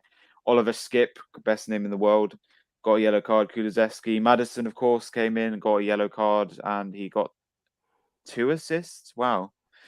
Son as well, brilliant. Obviously, it is really a shame to see Kane and Son depart ways. Obviously, Son is still at the club, and Kane's gone to Bayern Munich. But listen, I think it's really funny with Kane. He's played 259 games and hasn't won a trophy. Declan Rice has played 1 game, won 1 trophy. And he's had the opportunity to go play in a final for Bayern Munich, and he's bottled it. He's lost 3-0. He's walked straight past the trophy, not won it on his first game for Bayern Munich, and can't even win a trophy. And he's never won a major trophy since 2008 or whatever. And you can't count the Audi Cup and the Tiger Cup. They're just pre-season trophies. It doesn't matter. But for me, Tottenham without Kane aren't Tottenham, and without Hugo Lloris, and with Dutch defenders named after Mickey Mouse and players like that, I just don't get. And bringing in James Maddison, who was linked with Arsenal, and he's now snaked to go to Tottenham. Kulusevski, great winger, is probably the best player, and Son, captain, probably the best player in the team. And oh man, Richarlison is awful. I just don't. He can't score goals for his life. They need Kane back. Look, I know there's a whole joke about Tottenham getting relegated. Arsenal fans are making a joke about, they haven't got Kane, they're going to get relegated. They're not going to get relegated, but they're not going to make the top 6. They're probably mid-table, possibly just surviving relegation. But I don't get how you have a clueless manager, and you're without Kane, and you're without, you're playing James Maddison, which is a bit of a risk, and your defense is shaky. You've got Urgi, who no one knows about. You've got Van der Van, who no one knows about. Chris Romero got injured. And Emerson Royale isn't good enough, even though he scored. He's not good enough, and their goalkeeper situation as well. They've got Vasario, and let me just say they've just got Vasario, and obviously Hugo Lloris is still at the club. Vasario, Fraser Foster still at the club. Austin, Whiteman. So they've got goalkeeper options. It's just whether Hugo Lloris is going to go because he wasn't started. Was Hugo Lloris even on the bench? No. No, he's ever gone. So where's he going to go? Like, he's been at Tottenham for so long. Where's he going to go? Probably back to France. Because this is his career. He started off at Nice, and then he went to Lyon, and then signed to Tottenham in 2012. So he's been at the club for almost 12 years now. So listen, if he was to leave, like Kane, that's a big loss. But yeah, I feel sorry for Tottenham. I really think it's going to be a long season for them. Without Kane, with the coolest manager, without Hugo Lloris, with a crap defense, with playing with Richarlison up front, bringing in Maddison and instantly starting him But yeah, long story short, good result for Brentford, I think. Drawing to Tottenham side who have lost Harry Kane and goals from both strikers. Well, they've proven without Tony, in the ban. And even last season, Tony was having all these he had over 200 accusations, probably even captaining himself in fantasy and betting all these games he was in. And for me, I think it's a disgrace because he should have been banned earlier than this. He obviously he's going to be out for the rest of the season probably. But last season, he had all these allegations and he was still playing. I just didn't get it. And he was still scoring goals and for fun. And now he's out. They still got Wisso and Mbabu. Yeah, long story short, points shared for both teams.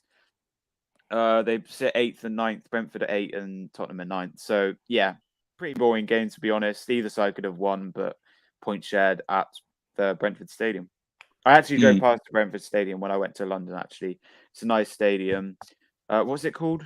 Is it the Brentford Community Stadium? Yeah, the Brentford Community. Yeah, I drove past it. It's basically, imagine like a toilet seat, but it's like basically got like lines across the stands, and it's got like basically like different colored seats in the stadium. And you basically, if you go along the M25 and you look to your left, you can see the stadium in the background. So it's a nice stadium. I rate Brentford. I know a few people who support Brentford and obviously Tottenham as well, but I don't really like to talk about Tottenham too much. They're a relevant team. They have a shit stadium and they're just not good. I don't rate Tottenham at all. And the Brentford Stadium. But yeah, that's my thoughts on the game. I can see that the hatred towards Tottenham there, Ollie, absolutely visible. But also, replying to Ryan's actual comment, I was actually thinking about it hypothetically. Obviously, Osman won't go. No, he's coming to Arsenal, mate. He's coming to Arsenal. I think it will say at Napoli for at least Yeah, another I season. think you're saying that. I think Hardeep, it's similar to Kane, where he's linked with all these clubs, but everyone's predicted him to stay at the club, and then he's going to stay at the club. So the situation with Harry Kane is everyone for a while, for a few months, was expecting him to stay at Tottenham, and then when Bayern Munich had the chance to buy him, they bought him, and now he's gone to Bayern Munich. I think it's going to be an Osimhen all over again. Osimhen's going to be linked with all these clubs: Arsenal, Tottenham, possibly like another club in the Italian league, and he's just going to stay at Napoli. And I'd be very surprised if he comes to the Premier League because probably doesn't know any English. He's played in the Italian league for a while.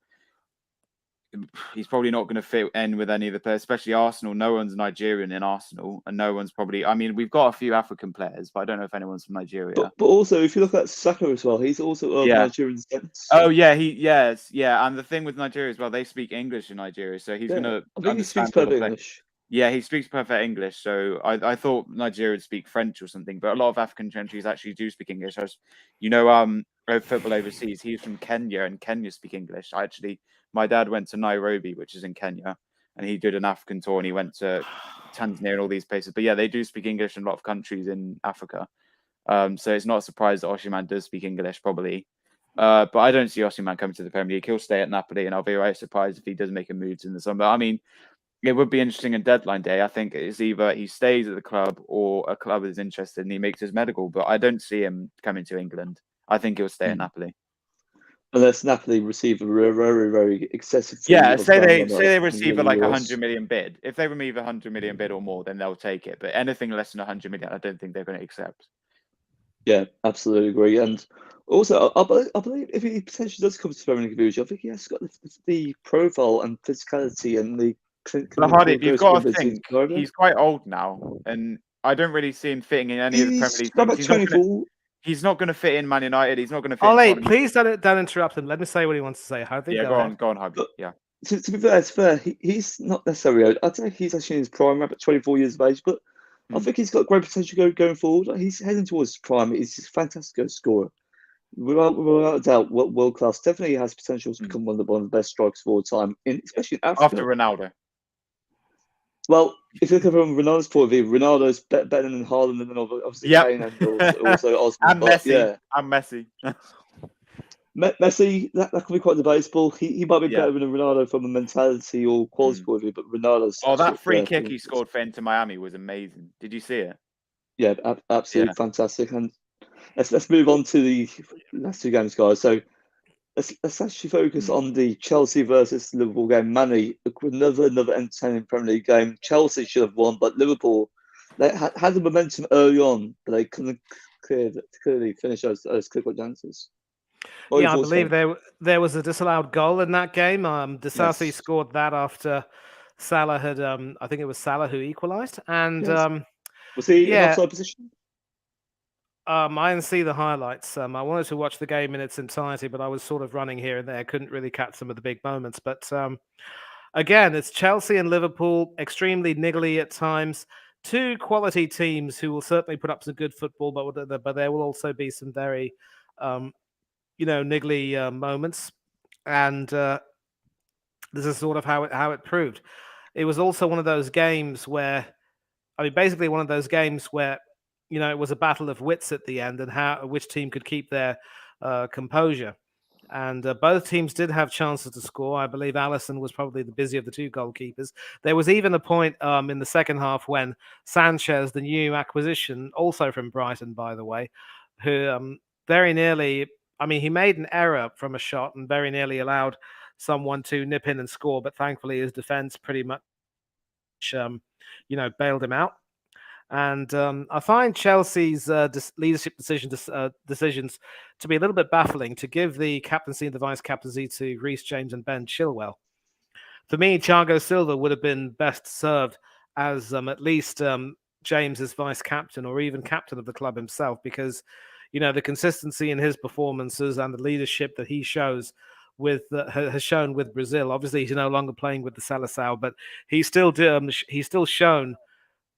He certainly showed in that game that he is still more than capable of doing a job against the Liverpool team, which probably aren't quite the same after the losses of Henderson and Milner. And they're going to have Fabinho as well.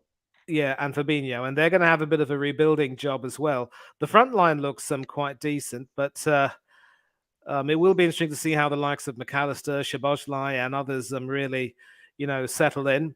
I think Alexander Arnold's going to have a very important season because he has, of course, been named vice captain, but is still playing at right back. I much prefer Joe Gomez at left back because Arnold simply can't defend for Toffee. And Virgil van Dijk also has to prove that his performances last season were just a blip, and he is the right man to, lead Liverpool and captain Liverpool. And this season is also going to be make or break for Jurgen Klopp. Will he learn from the mistakes they made, and how can he take the team forward? And now that they're in the Europa League as opposed to being in the Champions League, they will, of course, be expected to go a very long way and win it. Although both you and I know, Hardeep, that being English and being in the Europa League is definitely no guarantee that you will go on to win it. Especially that season when our respective teams were eliminated in the quarterfinal stage. Yeah, but at least your team went one stage further than us, so it is what it is. But with Chelsea as well, they're starting to show some signs of rebuilding. I think Mykhailo Mudryk, who was much maligned last season, of course, his name has two M's, and he was also much maligned. Nice coincidence that. He came on the second half and showed that he can still move very well and contribute to the attack. And it'll be very interesting to see how Pochettino uses him in his team and how they go forward. And they do have some other new players that have joined. Jackson as well. Jackson was a fantastic player as well. Yeah, Nicholas Jackson certainly looked quite good. He didn't exactly do the moonwalk like his famous namesake Michael, but he certainly looked really good, had some good touches, made some good runs, and he could be a key player for Pochettino this season. So this is also going to be interesting for Chelsea, and I think Liverpool also will have to look at this and say that it's a point gained rather than a point lost, because I predicted that Chelsea would beat Liverpool 2-1. But both teams should have some good seasons under these managers. Pochettino will feel as though he has some points to prove and is coming back to the Premiership to, perform some unfinished business. And as for Klopp, well, I think it's fair to say that his Liverpool legacy of sorts could very well be on the line. Absolutely. And also, I want to have a look at the game from a tactical and technical point of view. In your opinion, Manny, when you did watch the game, who do you think was actually man of the match? I think Enzo Fernandez. He definitely sprung to my mind. Oh, Enzo Fernandez, I'll tell you what, he is, world champion for a reason. What he lends to that midfield is certainly a lot of dynamism and some good running forward. And once the Caicedo transfer has been finalized, I believe it has been, and once he gets introduced in that team, the two of them together, mind you, oh boy, oh boy, oh boy. We should have made an attempt to get Caicedo, and we completely dropped the ball and ended up with Declan. Yeah, I totally agree with you, man. I'm not necessarily unhappy with Declan Rice, but there can be. But as people of Indian origin, you and I can both agree, Hardeep, that if you have to have your rice, it cannot be undercooked, and Declan is no exception. Declan is no exception. But Caicedo and Enzo together are going to really, form a brilliant spine in that Chelsea midfield, and that will really help them, start to cook. They don't have European football this season, but if they can use this season as a chance to rebuild and try and get back to some of their former glory, even if they fall short, at least they can say that they did everything they could despite the circumstances. And it could be a good season for Chelsea. I'm very impressed with the way they've done their business. They've done much better business than we have under the circumstances. The fact that they were celebrating us taking Kai Havertz away from them and actually earning 60 odd million quid in that bargain, effectively, almost breaking even. I think they were just laughing all the way to the bank, to be honest. And also, don't forget about Mason Mount as well. When we actually paid for that excessive fee, they must have been laughing their heads off as well. Oh. Yeah, but we're going to come to that United Wolverhampton game and talk about Mount. But as I said, Chelsea, even with the FFP on their backs, they've done what they had to do in shedding some dead wood, doing what they had to do, and they've purchased wisely and somehow. And yeah, I'm looking forward to see how well they do this season. Absolutely, absolutely. And also, guys, if you didn't see, Fabrizio Romano confirmed that there is here we go for Romeo Lavia. So he's definitely joined Chelsea right now, and that's going to be a really interesting signing from the Pochettino point of view. And I think with the midfield trio of Enzo Fernandez, Casado, and also Lavia, that's potentially one of the best, if not the best in the league. Lavia. Yes, what a really good signing. So, Yeah. Ollie, let's The move on only to the, you. on- the only the only problem would be that Nkuku is injured. So Yes, where are they going to score goals will remain to be seen. which is why they need another striker, i.e. Vlahovic, potentially. Yeah, Could be. You never know. you never know. You never know. Ollie, how about yourself? What were your thoughts on this really good game? I thought it was a really good game, but ideally Chelsea should have won. What about you? Mm-hmm. Yeah, I've got some notes here. So I just wanted to talk about their transfer business. Obviously, they've got rid of 22 players, most are including obviously Cavahab to Arsenal, Mason Mount to United, Koulibaly to the Saudi League, Mendy to the Saudi League. The list goes on, man. It's ridiculous. And they've only brought in 12 players, including Casado, Robert Sanchez. I call him Michael Jackson, Samuel Jackson, whatever his name is. Yeah, 1-1 point shared. Obviously, it could have been 2-2 with offside goal from Salah and Chilwell. The goals were good. I saw the Diaz goal. I didn't see the Chelsea goal because I probably turned it off by then. I was doing something else. But I know it's a guy called Diassi or something scored. Actually, I say yes. Yeah. Great game from Chilwell. I thought he played well. Conor Gallagher, obviously former Crystal Palace player, and Robert Sanchez, man, this guy needs to be number one. I say this about a lot of keepers. He didn't get any saves, but man, he's going to win the number 31. The other goalkeeper is, or they don't, Lucas So Borgson. Yeah. Yeah. But obviously Kepa's gone on loan to Real Madrid, and Edouard Mendy has gone, I think, on a permanent deal to Saudi Arabia for 25 million. Looking at their team, it's a bit of a mess, really. Colwill, Silva, Diassi, Chilwell, and Reece James in defence. Enzo Fernandez, man of the match, also got a yellow card. Conor Gallagher, Sterling, a player they really do need to keep, and I have no idea who Chukwuemeka who is. Yeah. Nicholas Yeah, Jackson as well. Yeah, Chukwuemeka. Nicholas Jackson. Sorry, I always call him Michael Jackson. I don't know why. Good goal from Diaz. Salah had a good game, got an assist, could have had a goal and assist. So that would have been a good game for him. Jota, not the best game, got a yellow card and didn't get score. Good debut for McAllister, even though he got a yellow card. Good debut for Bosley as well. Yeah. Obviously, their defense is incredible. Kante, Trent, Van Dijk, and Robertson. You've got to agree that's the best defense in the Premier League. Possibly, Gakpo. yes. On the bench, Gusto, Mattison, Mudryk, and Okum Chua came on for Chelsea. Curtis Jones, Nunes, Elliott, and Bodak came on for Liverpool. For me, I think Liverpool are going to fall off a bit. I predict they'll get top 5, but not top 4. Jurgen Klopp's a great manager. Obviously, Chelsea under Pochettino, I see them getting mid-table or 6th at best.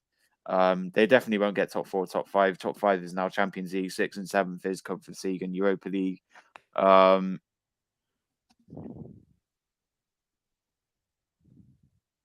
Oh yeah, sorry, man. I'm not the best with pronunciations. It happens to all of us. Yeah, I can name easy names like Luis Diaz, Jota, but then there's Dominic Skojbazelli, Karani Chukwuemeka. Who else? Trent Alexander-Arnold, easy. Malo Gusto, Ian Mattison, Mikhailo Mudryk, Leslie Ukanaka, Mark Corello, I can say that. Liverpool, Allison. Yeah, I can name all the Liverpool players apart from Skabosklia, Kelleher, Timikas. But yeah, I'm not the best with pronunciations and money. I'm awful, even though I love traveling and geography and stuff. But I'm awful with. I mean, I speak a bit of French, and I'm quite good at French, and I speak a tiny bit of Welsh and English. Apart from that, I learned Spanish, but I didn't really know much of it, and I don't speak any other language. My friend knew a bit of Mandarin, but I didn't really learn any. So I know a few languages, but English is my main language. Or say French second, Welsh third, Spanish fourth. But yeah, English is my main language. I do speak French with my grandpa on WhatsApp. But yeah, moving on to the game, points shared could have easily been 2-2. Obviously, Liverpool were 1-0 up. Could have been 2-0. I did go a bit crazy for the Salah goal. I didn't have him in fantasy, but good for him to get an assist and Luis Diaz with a goal.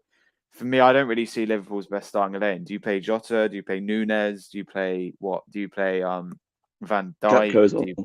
Gakpo, Curtis Jones, Elliott.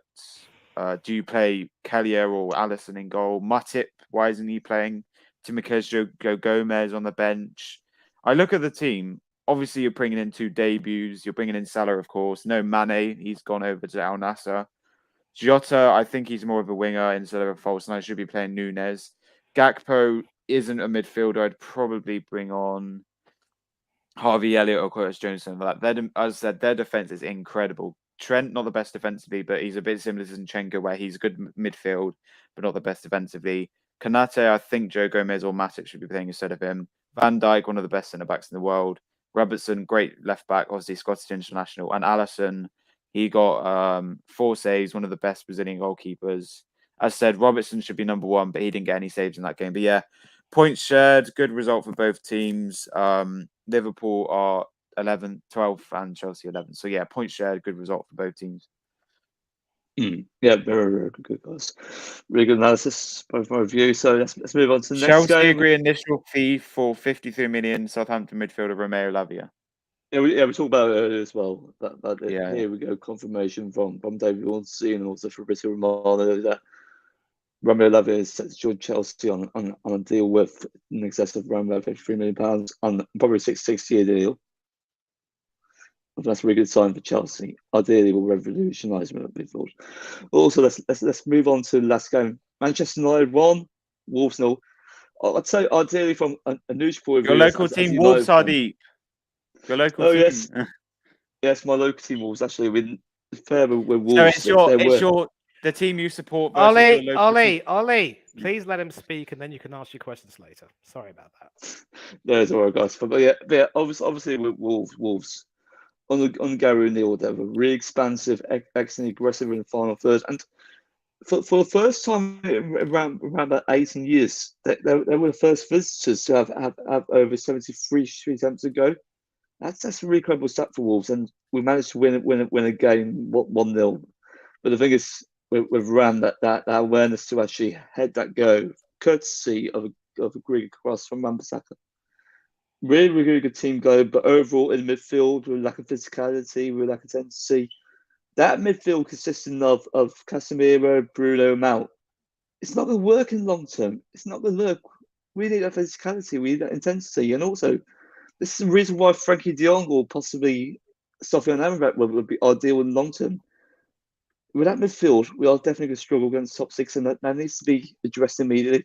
Ten Hag obviously knows this, but the ball sends fell from a recruitment point of view. So it is apparent that we need to get reinforcements immediately. And overall, I think for the performance, it's really key that we got all 3 points. But overall, it was really a below par performance. Moving on to you, Manny, as a rival of Manchester United, what were your thoughts on their victory against Wolves? You know, that was also another smash and grab with Raphael Varane scoring that goal late as he did. And, Wolves really impressed me, being coached, of course, by the former Bournemouth manager, Gary O'Neill. He actually had them playing a very expansive style. And I was a bit surprised that Adama Traore was not in the team. I wonder if he's been allowed to leave. He's going to Fulham. Yeah, he's left. Maybe he hasn't completed his medical yet. Right. So Traore actually was one of the best players in that Wolves team last season. You know, he's not the tallest, but he is quite strong. And he's also exceptionally quick. And he's the type of person who, if Wolves have in their team, he was the one who was responsible for a lot of their good wins last season, especially at home. So even without him, the fact that they were able to play a very expansive sort of game and take advantage of, as you said, the lack of physicality in the United midfield, it was just amazing. And some of the chances they had, if they had been on target, you could very well have found yourselves 2-0 down. They were gilt-edged chances. And United, of course, were lucky in the sense that they were able to take advantage of a moment when they were a little bit slack defensively and just power through. And I do believe, under the circumstances, that the celebrations were a little bit over the top. Maybe it was just a case of Varane and company letting out their frustrations after being, deadlocked for so long. I don't know. But again, that wasn't the best performance. But as with Arsenal, we take the 3 points. You'll take the 3 points and move forward. But Ten Hag has to address these issues. And obviously, with Fred having moved to Turkey, if you decide to play that 4-2-3-1 so that you can allow Bruno to stay in that forward three midfield alongside whoever plays with him, I assume that Rashford will be the lone striker, and Sancho and some. I think it wasn't Palestri, but Garnacho. I think who started. Anthony as well. Yeah, Anthony. So you have those options there, but you're obviously going to need a really strong presence in that defensive midfield alongside Casemiro. I do remember Christian Eriksen playing over there on a few occasions, and he, when we played you lot at Old Trafford last season, you outmaneuvered us tactically. You suckered us into playing the high line. Eriksen played those long balls which caught our defense short. Rashford ran onto them and scored twice. And then, of course, we can't forget Anthony being able to make that run down the right side before curling a fine left-footed finish past Aaron Ramsdale.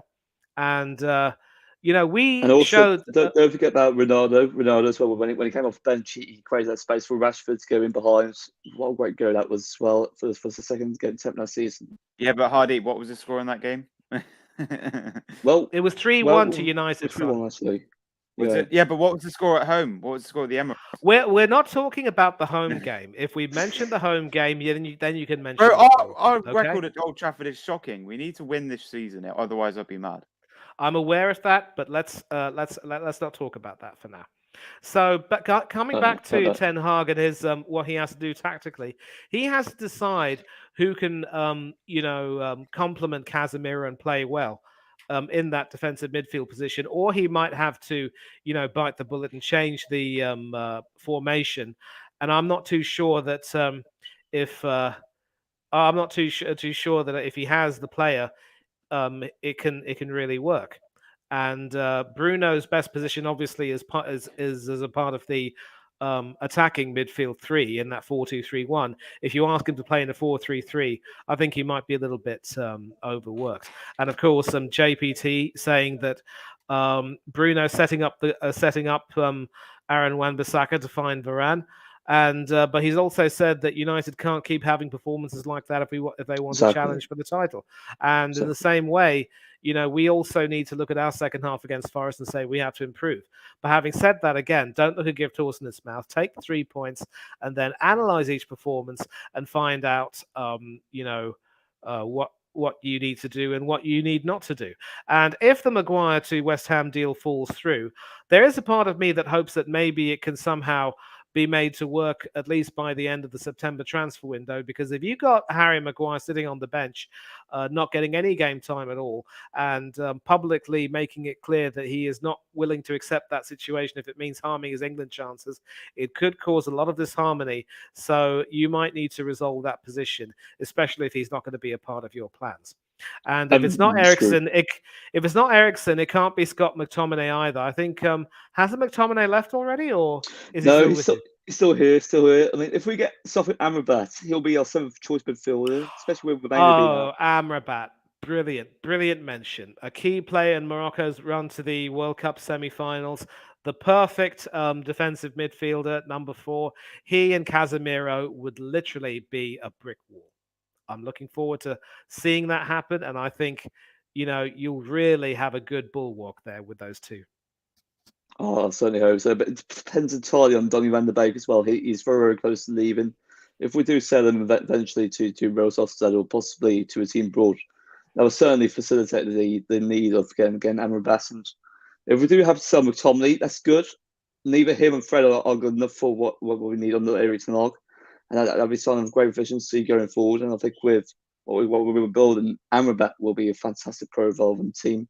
He's very physical. He's a fantastic warrior. He's really, really good ball progressor. And ideally, for someone who is capable to play as an 8, not to mention number 6, he'll provide that personality and versatility, not to mention leadership qualities. Even when he was actually part of that amazing Moroccan squad in the World Cup, he was their most integral player in the out possession. what a fantastic Oh, player. yes. Even for foreign team as well, when they reached the UEFA Conference League final, I West Ham, it was certainly a man of the match in that regard. I think ultimately, if we make an addition, it will be statement signing. And I think if we do happen to make it, he'll be more impactful than Declan Rice. Simple as that. Simple as that. Wow. Big call, but I can't disagree with that. Yeah, it certainly is. I mean, I hope that it doesn't turn out to be fake or possibly allow me to jinx myself, but I hope it turns out to be positive. Ollie, moving on to you. In regards to this game, what were your thoughts on United's performance? Was it a really lucky performance in terms of win? For me, it was a poor performance. I think you and Arrest made your point. You played poor. Wolves were all over you, and you got the goal in the end. Obviously, 76th minute. I watched the game. I was at my granny and grandpa's house for the first half, and then I watched the second half at home. I saw the goal. I saw how Wolves dominated in the second half, and obviously, don't forget the penalty shout towards the end. Obviously, I don't know what Onana was doing. It's not rugby. You should be playing football. He almost gets the ball and decides to bashing into a player, and it wasn't given as a penalty. And I think what is the referee doing? He should at least be going to the board for that chance, and he's forgot about it and won United the game basically. Yeah, for me, good win for United. Good start of the campaign, and I remember Frederick with me, obviously United fan, did a stream. We did a Prem's prediction. He said, "Nor have United started a season on a Monday and not gone on to win the league." So you never know. United could go on and win the league. It's a possibility. I think this season it's between Newcastle, Arsenal, Man City, and Man United. And regarding Newcastle, obviously, I know it's one game, but they are top of the league. They just won 5-1. Arsenal are definitely going to be up there challenging for the league. Just won against Nottingham Forest, and we've got a few easy fixtures coming up. And as I said, United, they played poor in this game, but they got the win. Similar with the Arsenal game, we played well at the start. We bottled it in the second half. We could have conceded. And yeah, so look, good win for United. I want to keep it short and sweet. As Arrest said, Hardy trying to wrap up soon. But yeah, good win for you guys. As I said, good goal from Moran, great assist from Wan-Bissaka. You are now sat 7th in the Premier League. Arsenal are 4th. So for me, as I said, the talent Brighton could be up there possibly with challenging for the league. Obviously, they beat Luton 4-1, but it is Luton at the end of the day. But yeah, I think Newcastle, Man City, Arsenal, and Man United are the 4 teams that will compete for the league. Possibly shout Liverpool in there, although they did draw to Chelsea. So they're the only team out of the teams I mentioned that haven't won a game. But for me, Newcastle will drop off a bit. They're only top of the league because they won 5-1. Man City were top when they were beating Burnley until Newcastle were that, and obviously Arsenal were second. But yeah, long story short, I think United can challenge for the league this season. Obviously, last season they were 3rd. Arsenal second and Man City first. And for me, I really don't want Man City winning this league. I've said it on every team. Anyone but City. Arsenal have won the league in 20 years. Man United in 10 years. Newcastle have never won the Premier League. I think they did because it was during the early 90s, Manny. But that's not the Premier League. It was actually called Premier League then as well. Oh right, yeah, okay, yeah, but 90s. I'm saying it's over 20 years ago. For me, if Man City win, they've won 4 out of the 5 times they played, and it's just so boring. Man City winning every year. Last season, Arsenal were top of the league for 248 days and bottled it. This season, Newcastle were top. Man City are 3rd, I think, because of Brighton. Arsenal are 4th. If any team but City win the league, I'll be happy. If City win the league, I am not watching the Premier League again. It's going to be so boring, Man City winning the league every single year on year. I have to sit watching the Premier League every year to see Man City lift the trophy. Why can't I see my club, Arsenal, lift the trophy for the first time in 20 years? I actually went on a stadium tour and saw the trophy. The last time we won the league, we're the only Premier League team to go unbeaten in a season, 49 games unbeaten in the league. And why can't we do it again? Why can't we go and do Visibles 2.0? Why can't we go and win the league? And as I said, if Man City win this Premier League title, I am not watching the Premier League ever again. I am tired of Man City winning it every single year. Why can't Arsenal win it? Why can't Newcastle win it? Why can't Man United win it? Liverpool? It's just boring every single year. Oh, Man City won the league. Man City won the treble. Man City won the Champions League. Man City won the FA Cup. Man City won the Carabao Cup. So what? We beat you in the Community Shield. We won our first game. We beat you in the Community Shield. We beat MLS All-Star 5-0. We beat Barcelona. We just lost to Man United. we drew to Nürnberg, and we drew to Watford. We had a good pre-season, and we've just won Ollie, our first game. But Ollie, long with all story due short, I respect, don't want City winning the league. That's it. okay, listen, there was no need to mention City because City were already discussed, okay? And you said this at the beginning of the stream. I do apologize for sounding harsh, but we cannot keep talking about that. And obviously, Yeah. I think you've said it right. City, United can challenge for the league, but I think Hardeep and I can agree that they need to adjust themselves tactically. And if they can do that, then we can see them challenging. Otherwise, it might be another interesting season. As for Wolves under Gary O'Neill, you know, O'Neill did have some good performances with Bournemouth, but he also had some performances where the team, you know, simply weren't, you know, focused enough and lost their way. And maybe that also contributed to his sacking. But I think the lessons he learned from his time at Dean Court should serve him well at Molineux. And it will be very interesting to see how he can, you know, mold this Wolves team to try and become a competent force to stay in the Premier League. I think they could very well stay up, but they're also going to have a very, very tough, you know, fist of it. But it is what it is, and they're going to have to, you know, just sorry, focus guys. on My doing dad came into my room. Sorry. No, Yes. it's all right. It's all right. They're just going to have to focus on making sure they can do the best they can. But that's pretty much it. And I'm good pretty game su- for Wolves. Yeah. In my predictions, so this is what happened. So I predicted Arsenal to win the league. Frederick, Ryan, and Orest predicted Man United, and Josh predicted Man City. So all mixed opinions. Obviously, 3 people United. I was Arsenal, and Tots was sensible with City. So we'll wait and see. Though at the end of the season, we can't base the season on one game. We can't base the season on Newcastle winning 5-1, Man City winning 3-0, Arsenal winning against Forest. You can't base it on one game. You have to take it game by game. And see what happens. But good win for Man United. Good way, obviously, Hardeep. Good way to start the season. Obviously, Hardeep, are you happy the way you let Wolves play? Are you happy that you got the win? Well, to be fair, I'm quite satisfied with getting 3 points, but stylistically and also the lack of consistency, patterns playing 4 and 3rd, I was really, really disappointed. But that's also been down to fatigue, lack of match sharpness, lack of gelling in the final third as well. If you look at our midfield personnel as well, the likes of Bruno and Mount, they were really hard at the pitch. At least one of them should be next to Casemiro doing the dog work in our And possession. Rashford had a poor game, Hardeep. Yeah, but Rashford, he's a striker. This is the reason why Højlund's injured. If Højlund was fit, our new addition to the Question: team. Why is Højlund injured? He has a bit of an injury issue. He was actually identified during his medical. What were your thoughts on Onana's debut? Fantastic debut. I think there's more to come on. Of course. Mason Mount, are you happy with Mason Mount's performance? Ollie, he had something to say about Onana. Let him finish. Hardeep. Of course, with Onana, it was a really, really impressive debut. But I think, without a doubt, he will definitely be one of the bargains summer if he continues that up. And I think with Mount, it's a decent performance, but he needs to maintain the consistency.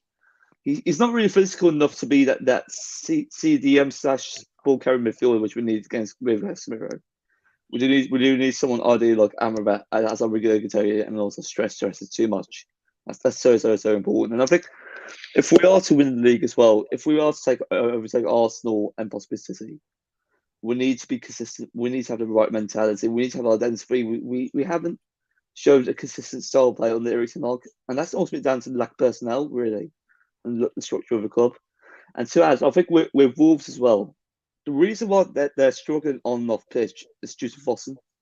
Fossen have actually restricted the managers, whether that's Lopetegui, Nuno Espirito Santos as well, even Bruno Lage as well, and now Gary O'Neill. They are actually being restricted from reaching their own potential, and also they actually have their 2 hands tied by their backs. It's still really, really abysmal in terms of what situation Wolves are in right now. And as a fellow Manchester United fan who's actually in Wolverhampton right now, I do feel really, really sentimental and really empathetic towards how they are running this club. They've got really good potential within the team, but ultimately on off the pitch, just so shambolic. They're possibly going to get relegated without that. Hardeep, why did you choose United over Wolves? Well, That's family. Hardeep, Family. that is a very personal question. I really think that should be asked privately. Okay. Yeah. But you know what? Let me just keep that simple. From my family. That's how I became a United fan.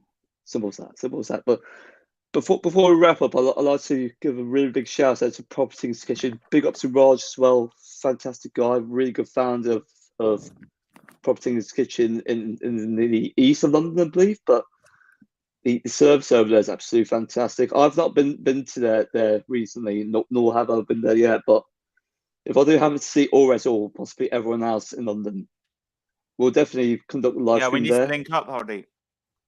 That'll be done soon. That'll be done soon without a doubt. But it's about planning and being really organised. So, guys, before you go, can you give a shout out and tell us where you are on social media? Manny, starting with you. I think Ollie should go first. and I'll Yeah, wrap can up you up. solo afterwards. screen me? Can you solo screen Oh, me? yeah, of course, you got this. No, wait, can you solo screen me? Yeah, sure, absolutely. We'll do that. Wait a second. Bear with me. How do I do this? Just rotate. Oh, yeah, how do I do this? Solo screen. Oh my yourself, god, what are mate. you doing? Hardy, what are you doing? You You're- go to my name and click the people button behind me, in front of me. What you did, Oh, when yeah, you yeah. did it, there you Yeah, go. there we you go. There we go. Get rid there we of go. the comment. Get rid of the comment. Yeah, it's all wait a second. I'll comment. There we Okay, go. well, And get rid of the banner. Get rid of the banner. bear with me. There we go. There we go. All right, I just want to say big up, Hardy, for having me on, obviously hosting on behalf of Arrest. I hope Arrest's having a good time in Albania, and he had a good time in Turkey, I heard. So yeah, but yeah, big up Manny, of course, for joining. He loved coming on my streams. Obviously, he couldn't join today, but it's good to be on a stream with him on here.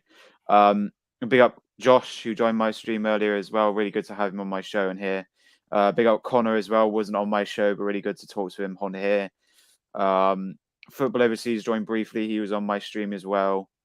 Apart from that, I don't really remember. But big up Huddersfield Town in the comments. Ryan was in my stream as well. So basically everyone apart from Ryan, and Ryan was in the stream. But yeah, you can find me, Decent Carrot, on YouTube. Like Manny says, you can catch me on a few other channels here on the Restaurant Football, of course. I've been here from day one. I was on here when it was called Football Fan Show as well. So yeah, a long time ago. Over a year being on the channel now, probably even 2 years. Yeah, catch me on Hanno Coach's Corner. I did a stream on there recently, I think. Been on Del Boy Gunner TV recently. Big up Manny for hosting that stream on behalf of Del Boy Gunner. He invited me to go on the stream, and Manny sent me the link, and I went on. I love going on streams. So anyone wants to come on the stream, please DM me, and you can DM me on Ollie.Sinclair556.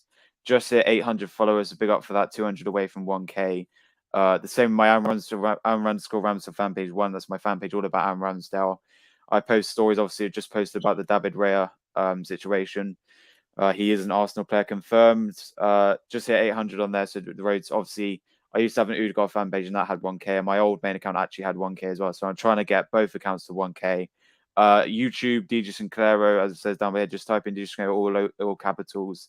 I'm on 1,082 at the moment, 18 away from the big aim, which we definitely do. We've got 5 months to get 18 subscribers, which is 1,100. And I really do need to get monetized as well. I'm 2,000 public watch hours away from getting money from YouTube. So please do watch back my streams, watch back on some of my music videos where I've been to live gigs, weekly news. Anything counts, really. Just watch it along. TikTok audience at 556 on the road to 500 subscribers, just followers, just hit 400. DJ Sinclair on SoundCloud, do sped up songs in there, and I've been really active lately on my Mixcloud. I do mixes, just on a 20-minute mix. Who does this mix in the what? DJ Sinclair mix, so a few hour mixes and a few 20 minutes. So you can find me there, all capitals, no space, DJ Sinclair 556. Xbox and PlayStation, please do personally DM for that, and Snapchat. That is Twitter. DJ Sinclair, all in lowercase. I thought I would name one of my social DJ Sinclair. It's called X now, whatever you want to call it. Elon Musk naming it X and changing the logo. But yeah, DJ Sinclair on YouTube, Ollie's 556 on Instagram, Aaron Ramsdale Vantage on Instagram, Ollie's 556 on TikTok, and DJ Sinclair on YouTube. But yeah, Twitter. But yeah, big up Manny for coming on. Big up Hardy. Big up Connor. Football Overseas, Josh, and everyone involved in the comments as well. You make it what it is, and obviously we're in the Arsenal top. Come on, you Gunners! Good win to start off the season. I really enjoyed my stream as well. Good to be back on YouTube. My next stream will probably be Game Week 2 review, going to be taking a short break from now to the next stream because just need to obviously got work with my dad. I worked today. I was helping clear out the garage, and I worked yesterday. I've been working my ass off, and then I'm going to see the Barbie movie tomorrow, and I'm working on Thursday, and then having some people come over. But yeah, that's it for me. That's Manny to the Arch Socials now. So yeah, big up, guys. Good night. Big up, Will. Big up. So let's move on to the man now. So where we could find you social media? Yeah, first of all, you can find me here on RS Talks Football. The name and the title says it all, co-host, and happy to be involved with this channel. Big up to Hardeep, my brother from another Indian mother. Always good company. Also, you can catch me on several other channels on YouTube. As always mentioned, Del Boy Gunner TV, Coach's Corner. Big up, of course, to Up the Cherries in all departments. Danny AFC TV. Tony Claude Gunner TV, AFC Talk Show TV, also also Villa TV, and several other channels which I can't really name at present because mine's a bit frazzled. It's a bit late for me, but always happy to come on these streams. And I always say that we have to learn to agree to disagree without being disagreeable. Otherwise, there's no point in having a discussion. So let's calm ourselves down and keep things respectful, and that's the way these streams should go.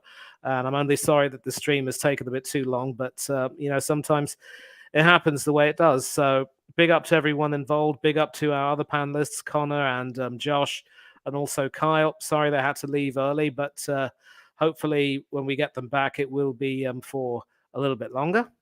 And big up to everyone in the chat, including Ryan Mather from Huddersfield Town Fan TV, JPT from the Added Time podcast, and a few others who contributed. And I am going to mention you. Thank you very much indeed, Ollie. Big up to you for coming on. And just hope you will enjoy this video. Is it 3 a.m. in India?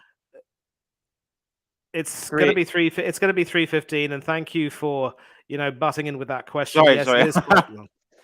And happy Independence Day, by the way. Happy Independence Day.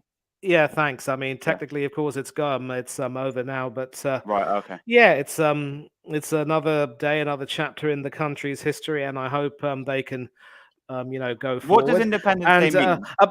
I'll explain all of this some other time. Okay. Okay. All right. Explain probably. Yeah. Yeah. Please just. All right. I'll say that to after the stream, and I'll save it to after. Yeah, Thank you. Anyway, take care of just take care of yourselves. Have a good rest of your week. Enjoy the.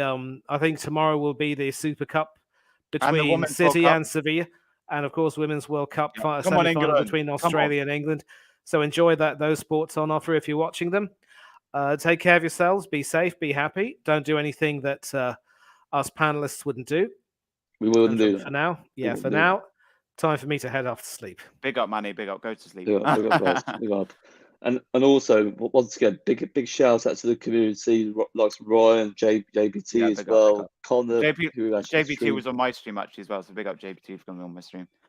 Yeah, overall, and also all rest as well. Everyone else. Yeah, big up for rest. Hope you're having a good time in Albania, man. It's good. We miss you all. We miss you.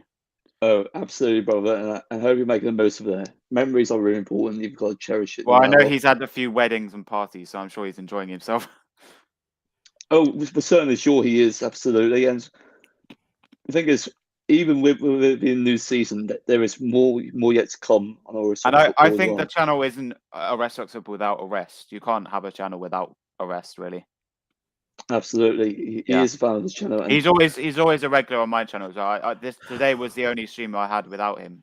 Apart from streams, he's unable to join. But yeah, today he was on my stream. He's always on my streams. Yeah, absolutely. But Hardy, I just want to say big up for hosting today. You did a good job. I really thank you very much, Ollie. I really appreciate that. And let's see you compliment the community commenting down below, giving us support, and also plug in our YouTube account, and also ensuring that we get the best interest in heart. And we're actually approaching towards 500 subscribers. We've got great potential. Yeah, let's get OTF to our 500 subscribers. Let's go. And then halfway to 1K. Halfway to 1K.